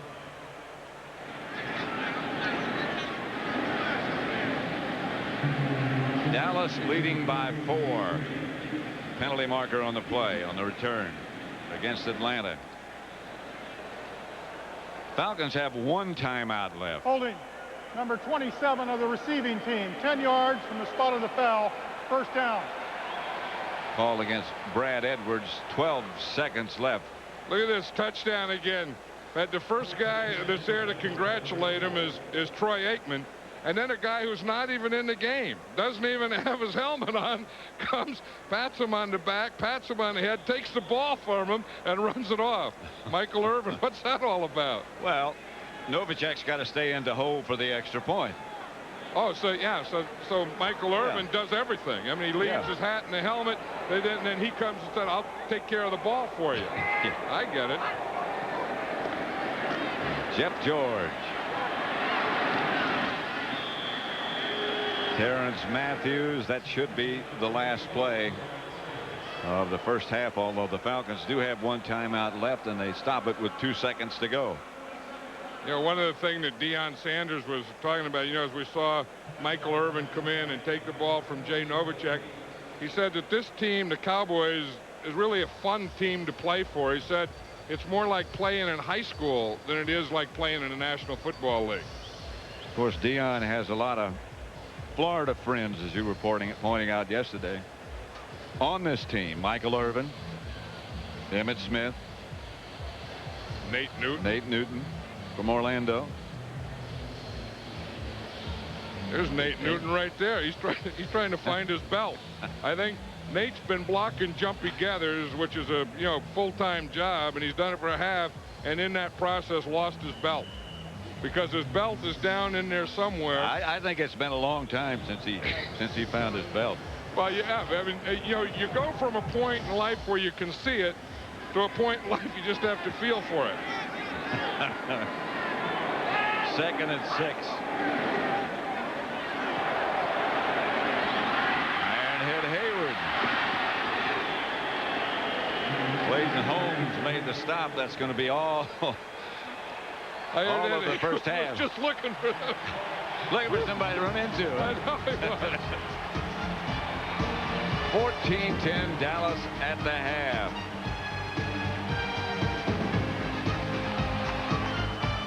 Packers halftime along with Jimmy, Howie, and Terry. I'm James Brown. The game you're watching at the half. Dallas ahead now 14-10. Aikman, Irvin, Novacek, Smith, they're all doing it. Deion returns to his house, gets a little excited, Terry. Opening drive by the Falcons, doing a nice job. Bert Emanuel. Deion saying, hey, I'm in prime shape, big guy. Now, George out, bites time, fires there. Metcalf over the middle, touchdown, beats Scott Case, former Sooner versus a former Texas Longhorn. Now, Deion think he's not in good shape here. Inside, good protection there, knocks it down. Emmitt Smith over for his 14th touchdown rushing of the year. And then that sets up this Novacek touchdown reception from Troy Aikman. If you can run it like the Cowboys with Smith, you respect that. That opens up crossing routes to the tight ends. You see the score, 14-10, Cowboys over Falcons. Dallas had allowed his first opening drive touchdown in the quarter of the season in 35 games, but rebounded. John Casey misses a 38-yarder, no score. Carolina and New England. St. Louis and Philadelphia. Rodney Peete may not be stylish, but effective. Outstanding job. One of the things you do in the West Coast offense, normally you play action, you go to the post. There you see Pete back. There's Williams to the post. He gets by Toby Wright. Excellent catch into the end zone. This opening half has been all Eagles. 4 sacks on Miller. The Rams offense totally not even there. This game, a close game, should be a lot more than this. Philly's defense continuing to play well. 4 sacks on the afternoon. Jets and the Colts, 17-3, Indianapolis on top. Again, Bubby Brister at the helm for the Jets. Cincinnati and Cleveland all tied at 6. That one late in the second quarter play. Pittsburgh, no way will they allow themselves to be swept by Jacksonville, leading it 21-0 late in the second.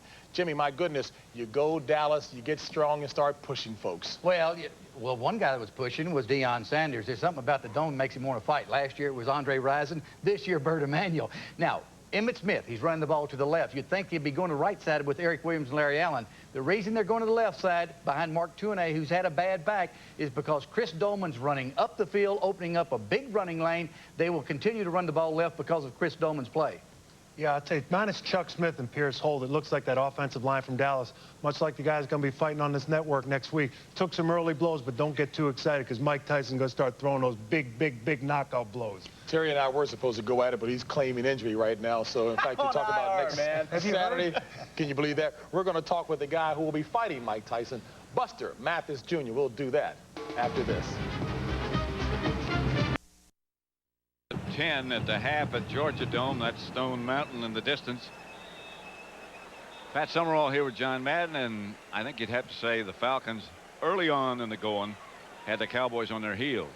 Yeah, they did. I think, the first quarter was the Falcons' quarter. Yep. They came out, and everyone's worried about Deion's going here, and Jeff George just took the Falcons right down, and the Cowboys, really didn't adjust to this new defense. Then in the second quarter, it looked like the Cowboys kind of took over, and Emmitt Smith says, hey, enough of this. Let's us start playing Cowboy football, and they did.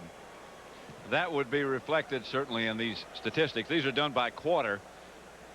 And look how the Falcons dominated first quarter, 132-44 in total yards.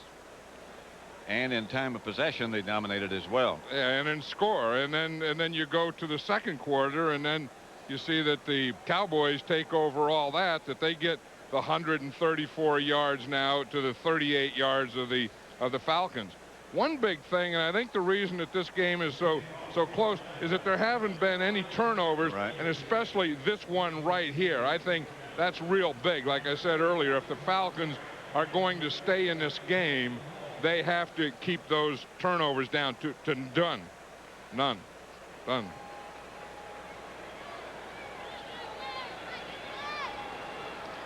Morton Anderson set to kick off for Atlanta. But he was a great addition for this team, wasn't he? I was shocked when the Saints let him go, and I think it was just they were trying to restructure a contract or get him to take less money. But you can't take a talent like a Morton Anderson and leave him out there for even a day. I don't think the Saints thought that he would leave New Orleans. I talked to Ken Herock the other day, the vice president of the Falcons, and he said they called and made the deal in one morning. Clayton Holmes returning the kickoff, and he's got some room to go. Remember Clayton Holmes? Remember Clayton Holmes at the last play of the half? There's Ironhead Hayward. He got the ball. Now watch him. He's going to break loose. Now here you are. You're Clayton Holmes. You weigh about 160 pounds. And you got to take down that 250-pound load coming at you. We added the sound.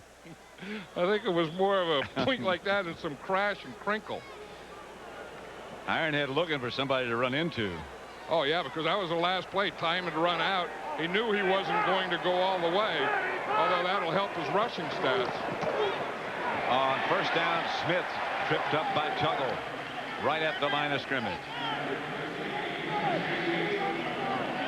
That's one thing about Tuggle. He's right here. See, they stack their three linebackers like Dallas does. I mean, everyone's doing that now. Tuggle being the middle guy, and when Daryl Johnston starts his league, Tuggle hits that hole, but misses Daryl Johnston. He's a guy that nobody thought was, number one, big enough to play, number two, from a small school in South Georgia. He makes a lot of tackles. Got a nose for the ball, as they say. Michael Irvin makes the catch. The tackle from behind, and he's hurt. He's one of those guys who doesn't allow himself to be hurt very often. Yeah, he's in such great condition and so strong that if he gets hurt, it doesn't last very long. Yeah, that's right. Daryl Johnston heads out. Dallas will go with three wide receivers, the two normal ones, Irvin, Kevin Williams, and now Corey Fleming.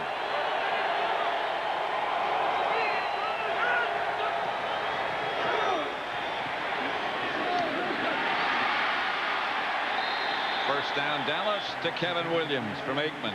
Yeah, that's what Troy Aikman said last night he wants to do. He said that he felt that he hasn't been getting the ball to this guy enough here. Kevin Williams is in the slot, and you're just going to see him come up. Then he's going to make a little move to the inside. Then he's going to go back to the outside. Troy Aikman hits him perfectly. Sanders now in at wide receiver for the Cowboys. You know, I think that first time they faked the reverse to him. This time, I think they have a play for him. Now, whether they'll throw it to him or not, but he's going to be involved in this play. Aikman back to throw it. Irvin makes the reception. Short of a first down stop by Anthony Phillips. Yeah, and they had Deion Sanders. That was one of the patterns they had for him. That's called a post pattern. And you see Deion is going to be out here, and he's going to run up in here and into the post deep. But you can see that they're waiting for him to go deep, too. The corner's just running off, not going to let him catch him. Then there's going to be a safety waiting in there, too. So that read brings Troy Aikman back to this single coverage. And anytime you get single coverage like that on Michael Irvin, I'll guarantee you, and Troy Aikman sees it, that's where he's going. Hand off to Daryl Johnston. First down, Dallas. They only needed a couple. The old Moose, he likes pounding in there behind Larry Allen and big Eric Williams, huh? Look at Eric Williams. Yep. You know, he's still rehabbing that knee. I mean, he's not back to 100%. But when he gets back to where he was the best offensive lineman. I mean, forget guard or tackle or center. He was the best offensive lineman in all of football. As has been said by many, 75% of Eric Williams is better than most. Well, I mean, he's so big and strong and powerful, and he plays with a defensive attitude. Here's Aikman. Going for the bundle to Irvin. Touchdown. Michael Irvin. Not many people would make that catch. We're talking about what great shape he is and how powerful he is and big and strong, and he used it all on that play.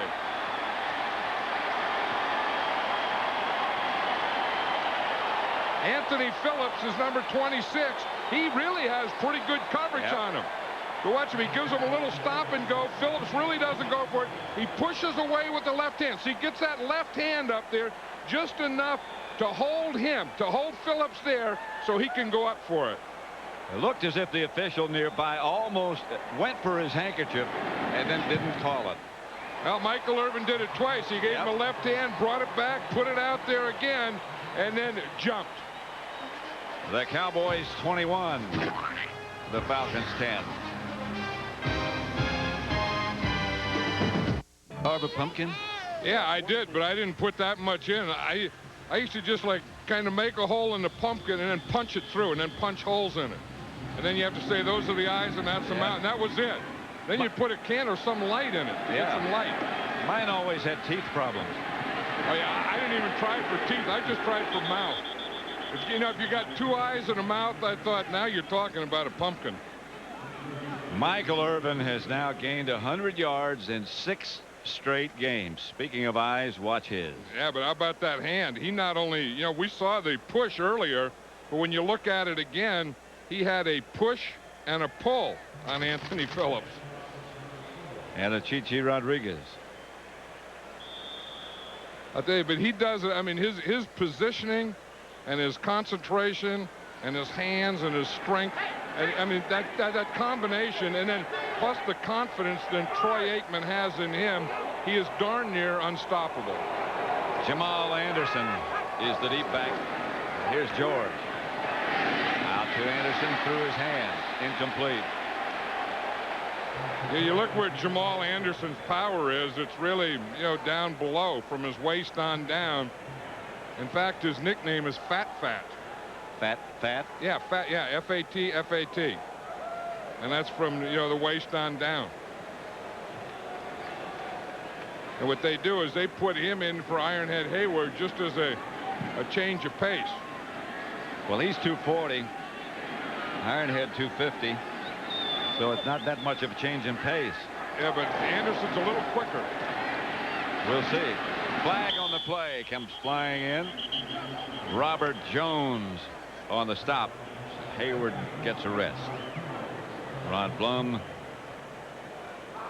the referee. The other change of pace that they get is sometimes they put Eric Metcalf back there and Iron Hayward in the slot. Now that's a change of pace. I mean, that's where you get some real quickness and speed back there. And Fat Fat's not in there. Fat Fat's in there when Ironhead's not in there. Offside, 21 defense lined up in the neutral zone. 5 yards, repeat second down. Your cornerback is offside. Yeah, that'll go down as some kind of record. That's Deion Sanders' first penalty as a Cowboy. And that, you know, that's from playing that tight coverage, that man-on-man, that bump and run.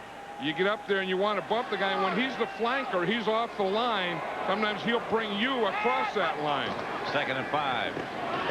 Anderson. Got a couple. Russell, Maryland made the stop. I think even though Atlanta's down 21-10, they don't want to go into a panic mode. I mean, they still have plenty of time. So what they're trying to do is get a little change of pace here, still keep their running, not go where they just have to pass every down. You know, and just kind of get things going, get some first downs, then maybe get a big play, but try to get some control back of this game. 3rd down, a long yard. Anderson gets it. 1st down Falcons. Robert Jones again.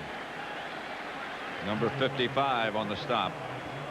21-10, Cowboys leading. Yeah, the Cowboys have really been able to play the Falcons in this run and shoot basically with 2 linebackers all day. They've had, you know, Robert Jones in there and then Darren Smith, the 2 linebackers.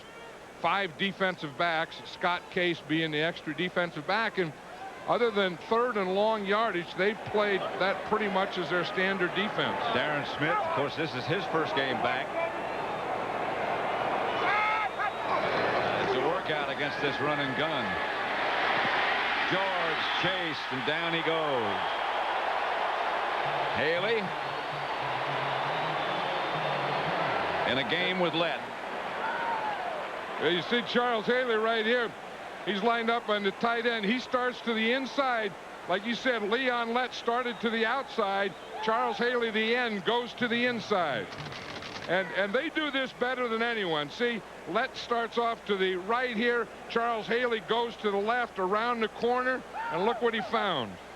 Lett occupies 2, and Haley's so quick he can get in behind him. Yeah, by just getting penetration, he knocks off that tackle. Anderson, the ball carrier. Again, it's Robert Jones.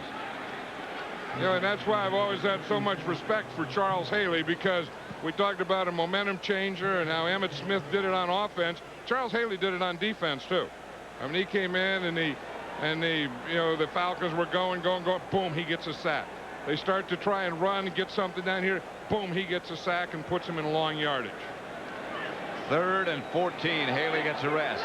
They got to have Haley in there on 3rd and 14. That's when I'd want him there.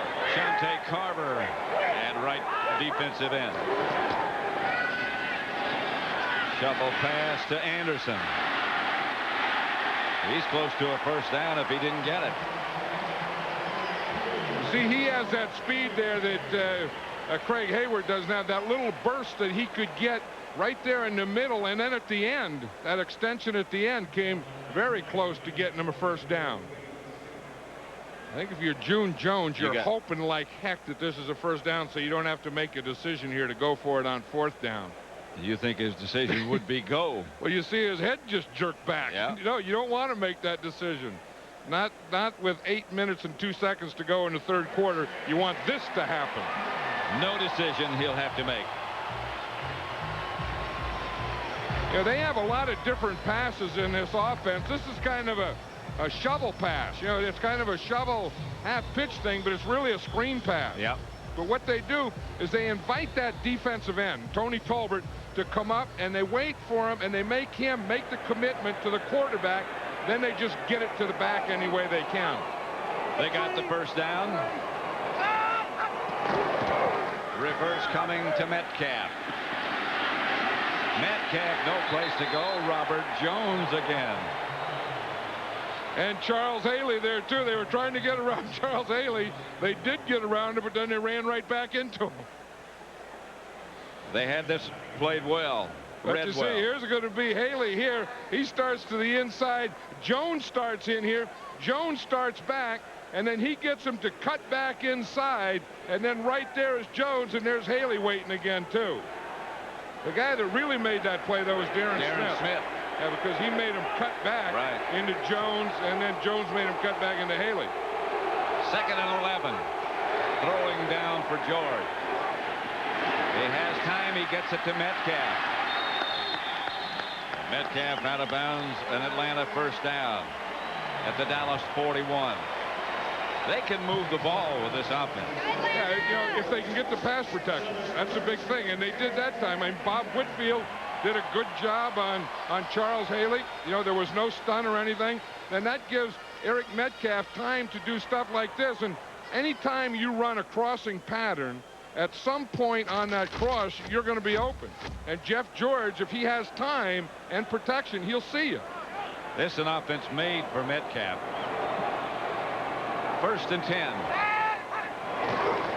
The handoff is to Anderson, picked up by Haley. Yeah, everyone thinks that Charles Haley is just a pass rushing defensive end. He's a complete football player. I mean, you know, no one's going to make a living running at him. I mean, you know, I've always heard that, well, just run at Haley. Baloney. You don't just run at Haley. It's the same thing with Deion Sanders. Is that, well, he doesn't tackle. Deion Sanders doesn't not tackle. He just doesn't make a lot of tackles. Doesn't have to. I'll tell you this about Deion Sanders. He doesn't miss tackles.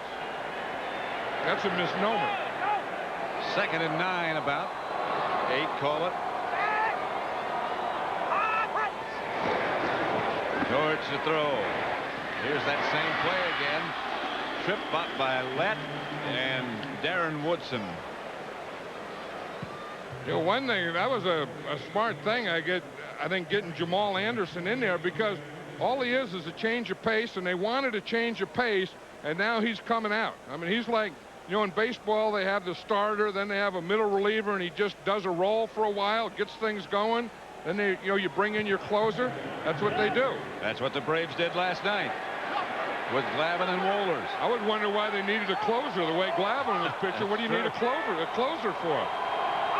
Third down and short. Hayward, the ball carrier, into the Dallas secondary inside the 25, the 23. First down, Atlanta. Scott Case forced to make the tackle. See, now Ironhead Hayward becomes a change of pace. You see, you take Anderson out there, and now you put Ironhead in there, and now Ironhead is fresh, and now he's the change of pace. I'll tell you, see what he does to an arm tackle? You see Brock Marion try and do that? Yep. He just runs right through it. I mean, you better bring a whole lot more of yourself than just your arm if you're going to tackle Ironhead. Or you could lose an arm. Dean Taylor told me he was the best running back he ever saw in high school. Whatever happened to Dean Taylor? He went to Passaic High with Ironhead. George dancing in the pocket. Tony Tolbert and Chad Hennings, the first two to arrive. That's the thing, you know, they're so big in here. Here's Chad Hennings here. Here's Russell Maryland here. And if you are going to run that inside, you have to get those guys blocked. And if you are going to step up in the middle, you better watch out for those big tackles stepping up in the middle. That's why in these four-man line, if you don't get those guys blocked in there, you can't run. And if you don't get them stopped on the line, it's hard to step up in pass protection. Second and 12, Anderson back in the backfield, and he gets the handoff. Hit first by Case, wrapped up by Maryland.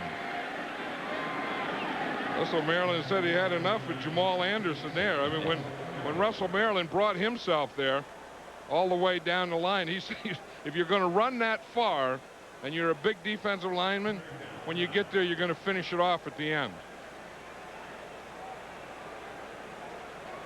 Third down, Atlanta. 3:15 left to play in the third quarter. Dallas 21, Atlanta 10. Third and 9. Metcalf started left, went back right.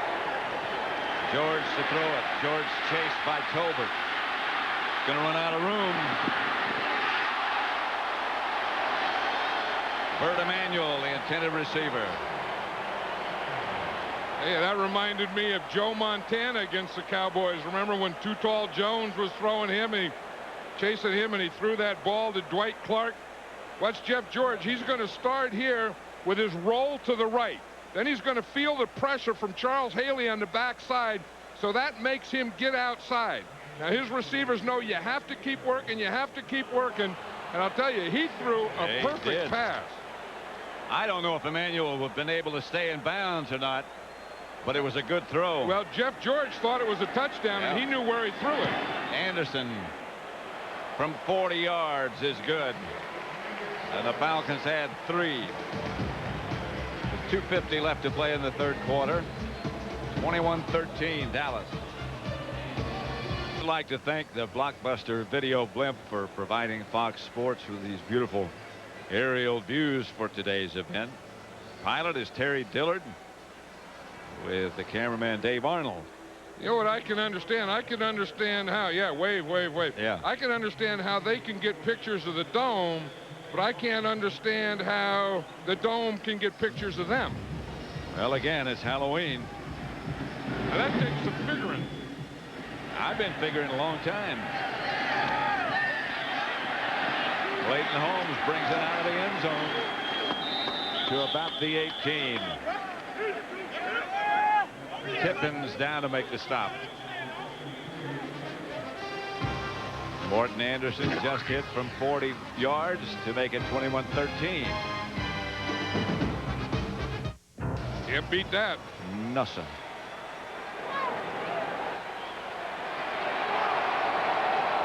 Cowboys ball at their own 18. Aikman back to throw it.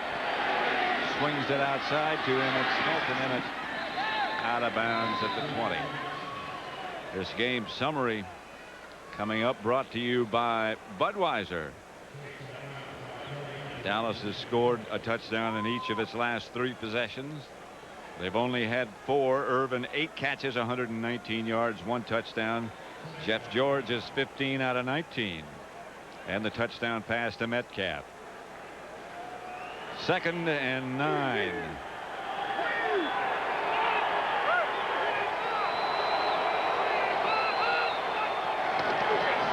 Emmitt Smith.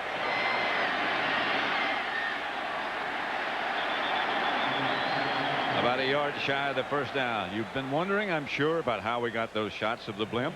No, are these guys here? Yes. Right here and there? Those are the cameramen? Space above and beyond. And they went up on top of the roof? Outside? Those are our guys. I'll be hornswoggled. They did that. They went up on this roof and then took pictures of the blimp. Did you ever think you'd be hornswoggled? No, but I never thought I'd see guys up on the roof. There's the man. Yeah, he has that goofy look in his eye. I know where he's been. Deion Sanders at wide receiver. He gets the pass from Aikman, the hitch. And Sanders stretches for yardage. On first down, he got about 6. Yeah, they have 3 patterns for Deion. One is that hitch, that little quick pattern he just threw. One is a post pattern, and we saw him run earlier, and they threw it to Michael Irvin. And the other one is an up. Here he is right out here. And again, he'd run deep, so you want him to think he's going to go deep. Then you just throw him that quick pass, hope that he breaks or someone misses a tackle there. Then he just takes off up the field with his speed. Didn't work. He got 6. And he got his offensive play, and he's part of the offense. And he's out. Ball. Now he's out. First ball as a Cowboy. That's Emmitt Smith. Emmitt got the first down, stopped by Jesse Tuggle.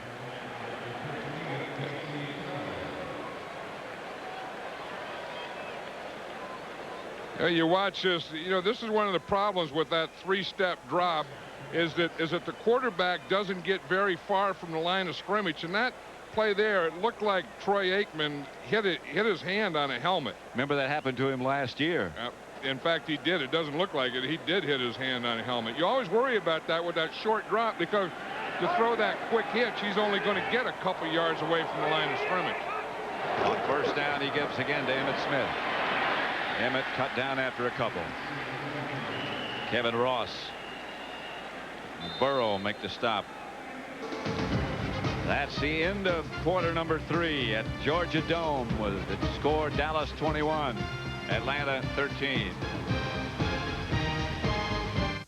In the fourth quarter at Georgia Dome, 21-13, Dallas leading.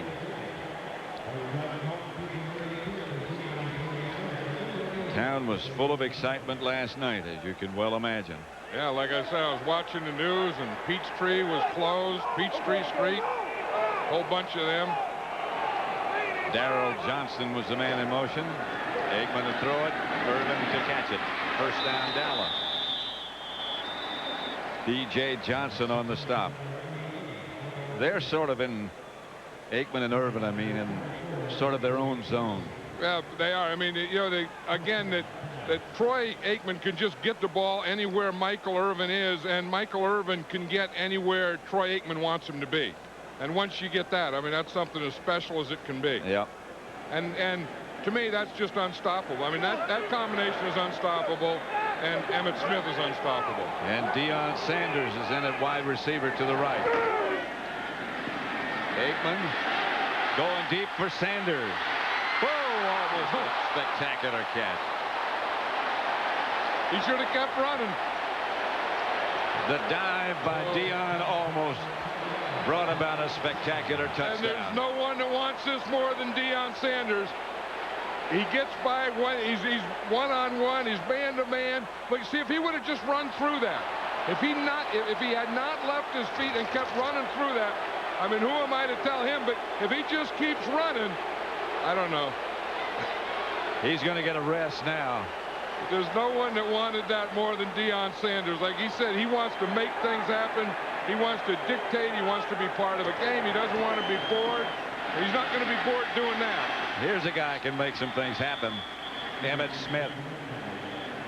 Stopped by Ross after a gain of about 7. You know, one thing about Deion Sanders, I mean, he has this persona and all that stuff, but haven't seen him, you know, going to practice and talking to him and watching. He's just a different guy, but everyone likes him. You know, I mean, you can just see there in the sideline. I mean, the coaches, he went back there and all the players, you know, patted him on the back and the head. He is one of the most likable guys on any team that he plays on. And that play right there is one of the reasons he signed with Dallas, to get some offense. Here's Emmitt. Inside the 30, and he was off almost. Kevin Ross tripped him up. And if he doesn't get tripped up, you were right. That was a touchdown. He's in the building. Yeah. Well, he's somewhere. He's left over from the Braves game last night. I think there's probably a lot of leftovers from that Braves game, or at least the Braves celebration. A lot of people couldn't get in the game, so they just went out and celebrated. When Emmitt has 100 yards, the Cowboys are 38-3. He has 105 and 19 carries now. I think anytime the Cowboys have Emmitt, period, they win. Aikman to Irvin, incomplete, almost intercepted.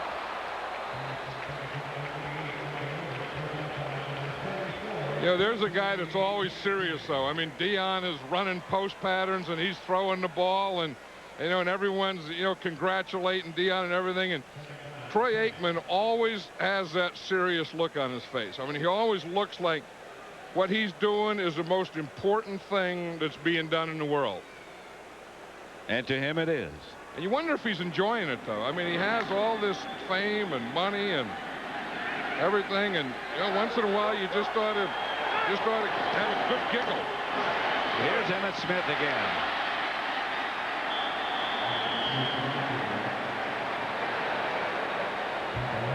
Yeah, that is, you know, we talk about Troy Aikman when he's on and, you know, throwing to Michael Irvin, and then the other part of that equation that's unstoppable is this guy. I mean, you know, and even when you talk to other teams and coaches and players, they never really talk about stopping Emmitt Smith. It's always about controlling. Well, yeah, they always say he's going to get his. Yeah. Behind this group. Yeah, I mean, behind that group. I mean, yeah, I wouldn't say I would like to be, but I would love to have coached this group of offensive linemen. Here he is. Near first down yardage. I believe he got it. Jesse Tuggle. If he did, he got that on his own, because there was a matchup between Emmitt Smith and Jesse Tuggle, and whoever won that gets the first down or not first down. Because Jesse Tuggle wasn't blocked, he had Emmitt Smith, and whoever won that battle, that end of the play, that's the end of the play, from this point right there, whoever wins that gets the first down or not. I think Jesse Tuggle won that one. At the end, no question. Yep, and no question on the chains either. A foot short.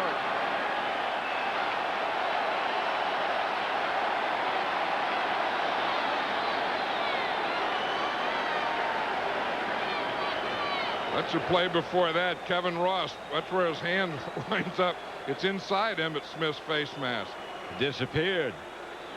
Yeah, that's all the way in. He has his hand all the way into his elbow. 4th and about a foot. And they're going to go for it here. And one thing the Cowboys don't do, you know, in this situation, if you're going to go for it, it would call for a quarterback sneak. The Cowboys and Troy Aikman do not quarterback sneak. This is going to be Emmitt Smith running. 4 out of 5 on 4th down for the season. They haven't had to do this much. Emmitt got it.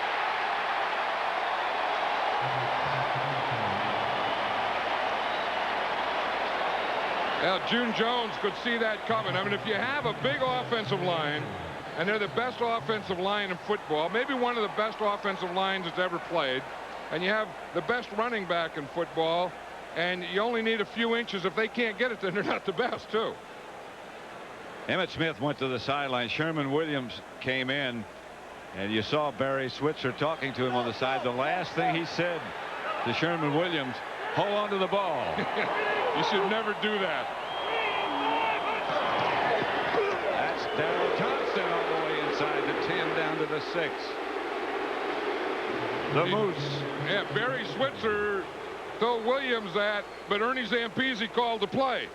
Sherman Williams is going in and says, hold on to the ball.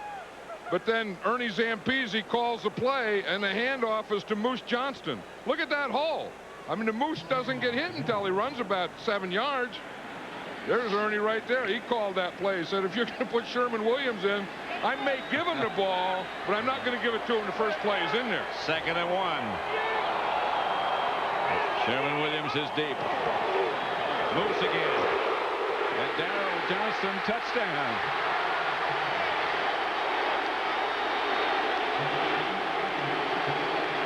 Or Ernie says, I'm not going to give it to the second play he's in there. I'm going to give it to the Moose twice. From 7 yards out. Once is nice, do it twice. They're still yelling Moose. Well, Barry Switzer didn't have to worry about Sherman Williams fumbling on that drive. There's the football player. Look at this, Pat, when they get going. I mean, TD, TD, TD, TD. That's football. That's all pretty hard to beat. Bonio with Novacek holding makes it 28-13.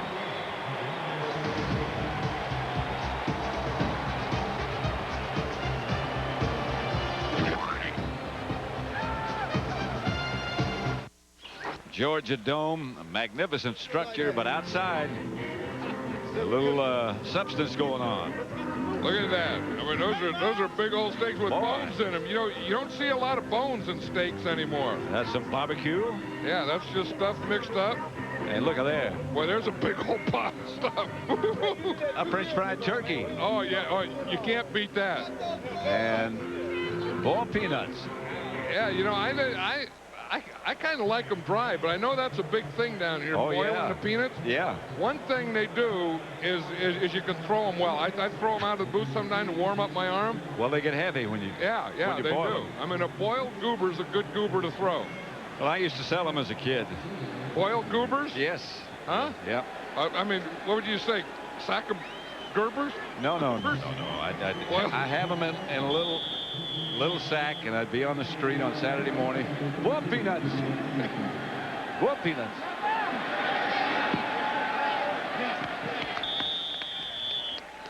Would you sell them by the sack? No, a nickel a sack, yeah. For boiled peanuts? Right. I like the dry kind better, really. Well, we got a big sack of both up here today. I know it, but I must have missed something. I mean, I think the boiled are good for throwing, and the dry are good for eating. Well, just depends on where you're from, I guess.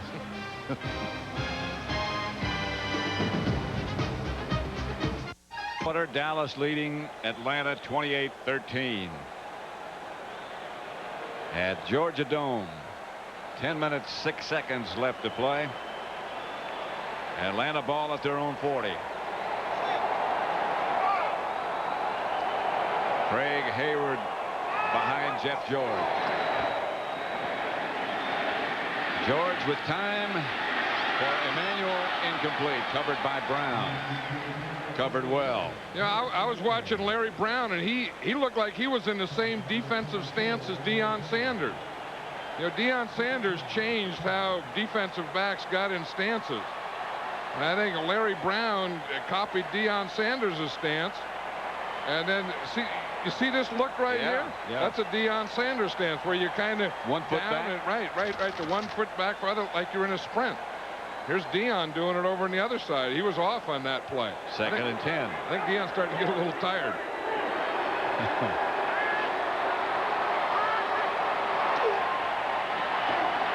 Hayward by Tolbert.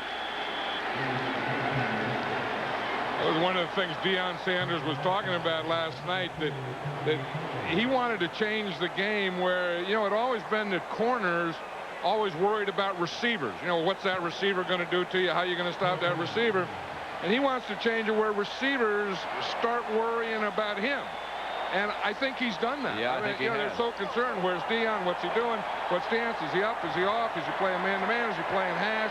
What's he doing that they are more concerned about him? 3rd and 9.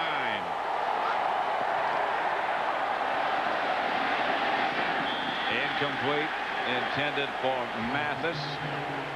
Right now for McDonald's game break, let's return to James Brown in our Hollywood studio. Hey, Pat, Carolina looking for an expansion record third straight victory, trying to get it happening here. Kerry Collins to the diminutive one, Eric Gulliford.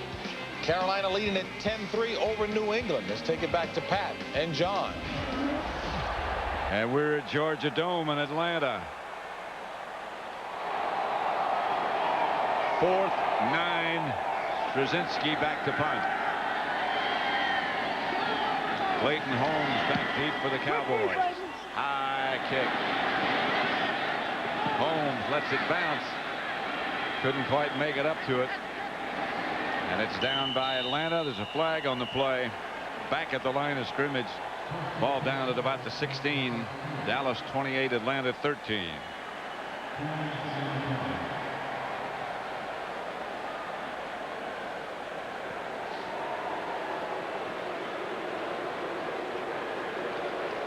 Holding against Atlanta. They're going to kick that one over again because of that good bounce. Prior to the kick, 34 of the kicking team was holding 10 yards, repeat 4th down. Before the kick. Yeah, it's right there on the left of the frame, and you see it right there, right down on the bottom there. Right there is where it was started with a hold and ended up in a takedown. That was on Brock Marion. The fans are just saying, how do I look? I think that was Tom Glavine. I don't know. No, I don't know. You know, how do you decide to put that stuff on you? And then when do you know you're done? Late at night. Yeah, but then you come here at 1. Unless you just leave it on from yesterday. Holmes makes the fair catch at about the 25. So Dallas takes over. 8:51 left to play. Here in Atlanta, John, getting ready for the Olympic Games. Getting ready for all the attention they're going to receive here. How about the attention they've received having the World Series here with Atlanta Braves winning their championship? Congratulations to them. A lot going on. Emmitt Smith, the ball carrier. Look at this. Yep. Someone wants to know who's winning the sweat contest. Well, I don't know how much you get in a dome, but we'll take a look. You know, I mean, these Cowboys, you always get it by, you know, how far down the leg. I mean, the sweat starts at the waist, and then the one who wins the contest goes down the leg the farthest. Now, Nate Newton, number 61, is dry. Yeah. Mark Tuinei, 71, he's always dry. So if they don't win, they're out of it. Larry Allen's a competitor. That's Emmitt Smith outside the 30 to 31. Well, we're going to have to take a closer look. I mean, from here, I mean, it kind of looked like Larry Allen. Yeah. But then you always have to look at Eric Williams, too. I mean, I would say in that offensive line, you know, now right now, Allen, when he's down to here, you give him first place. But we haven't seen number 79 yet. Because Larry Allen will usually win it. He's winning it thus far. We have to look at Eric Williams. Now, if Derek Kennard were playing, he might win. Now, he's not even in the game. Nope, he's pretty dry, yeah. So, the winner today is Larry Allen. Here's Aikman, outside to Irvin. And he gets the Cowboy first down. Stops the clock with 7:26 left to play. Darryl Talley. Now, like you said, Pat, there's Derek Kennard. Now, he hasn't even played it down, but he would win the sweat contest all the time. Now, Ron Stone in there behind him, he's pretty good. I mean, I think those guys are probably best. Hey, Deion. That's not sweat. No, I think on that last play, I think he stretched something. I don't think that one. I think on that last play they ran him on enough. I think he stretched something. Aikman. Pass intercepted by D.J. Johnson. Intended for Irvin. A little bit underthrown. D.J. Johnson, he's been watching that thing all day. He's looking in. He's seeing Irvin and looking in at Aikman and really gets a good jump. So Atlanta will take over. Dallas over Atlanta. The Fox Theater. That's quite a place. What is that, here? Yeah. It has to be. I guess that's a big. Yeah. What do you mean it's quite a place? How do you know? Well, I was there for a couple of functions during the off season. Does Rupert Murdoch own that? Is that a Fox? Does Fox own that? I think that's owned by. That's one of those restored things. They're just using the name? Yeah. Here's Jeff George chased and hit by Hennings. And when you say knocked out of bounds, he was knocked out of bounds by Hennings. Well, you know, that's one of the things. The quarterbacks kind of bait those guys to hit them because they wait and wait and wait, and you can't not hit them. So Chad Hennings just better watch out that he didn't hit him with his head first. That's all. There's Deion Sanders. Now you see him limping there. You know he's had the ankle surgery, so it could be the ankle. But I thought on third down of the last series, he was run deep, and I think that he pulled up a little on something. I mean, I think he got some kind of strain, a hamstring strain or something. Well, it's been a long time since he played this game. You know, and he's not going to get bored on this club. He said, you know, when he played with the 49ers last year that he got bored playing, and he even thought of quitting. And at the end of the season, he thought that he would quit football. And I said, well, what would you do? He said, oh, just play baseball. And then, then he, had a chance, and then things came, and he wanted to play for the Cowboys and the whole thing. He's back now. You see that WZ that he has on his helmet? Yeah, I noticed that earlier. He's still wearing that. You know, that's for Whitey Zimmerman, who passed away a year ago, who was the equipment man of the Atlanta Falcons. And Deion Sanders wore that WZ with the 49ers and with the Cowboys still in his memory. George chased out of the pocket, gets that pass up to Hayward. And look who caught him from behind, Charles Haley. A hustling Haley today. You know, that's one thing about Charles Haley. I mean, whether, he's this or he's that, whatever, when he comes to play on Sunday, he gives you a full game. I mean, he'll rush the passer, and if you run, he'll stop the run. And if you need pursuit, he pursues. He's not afraid to go inside on a pass rush. He's a complete player. Clock running, 6:10 left to play. Atlanta's ball. The pass to Metcalf. Loses yardage this time. Darren Woodson had it read.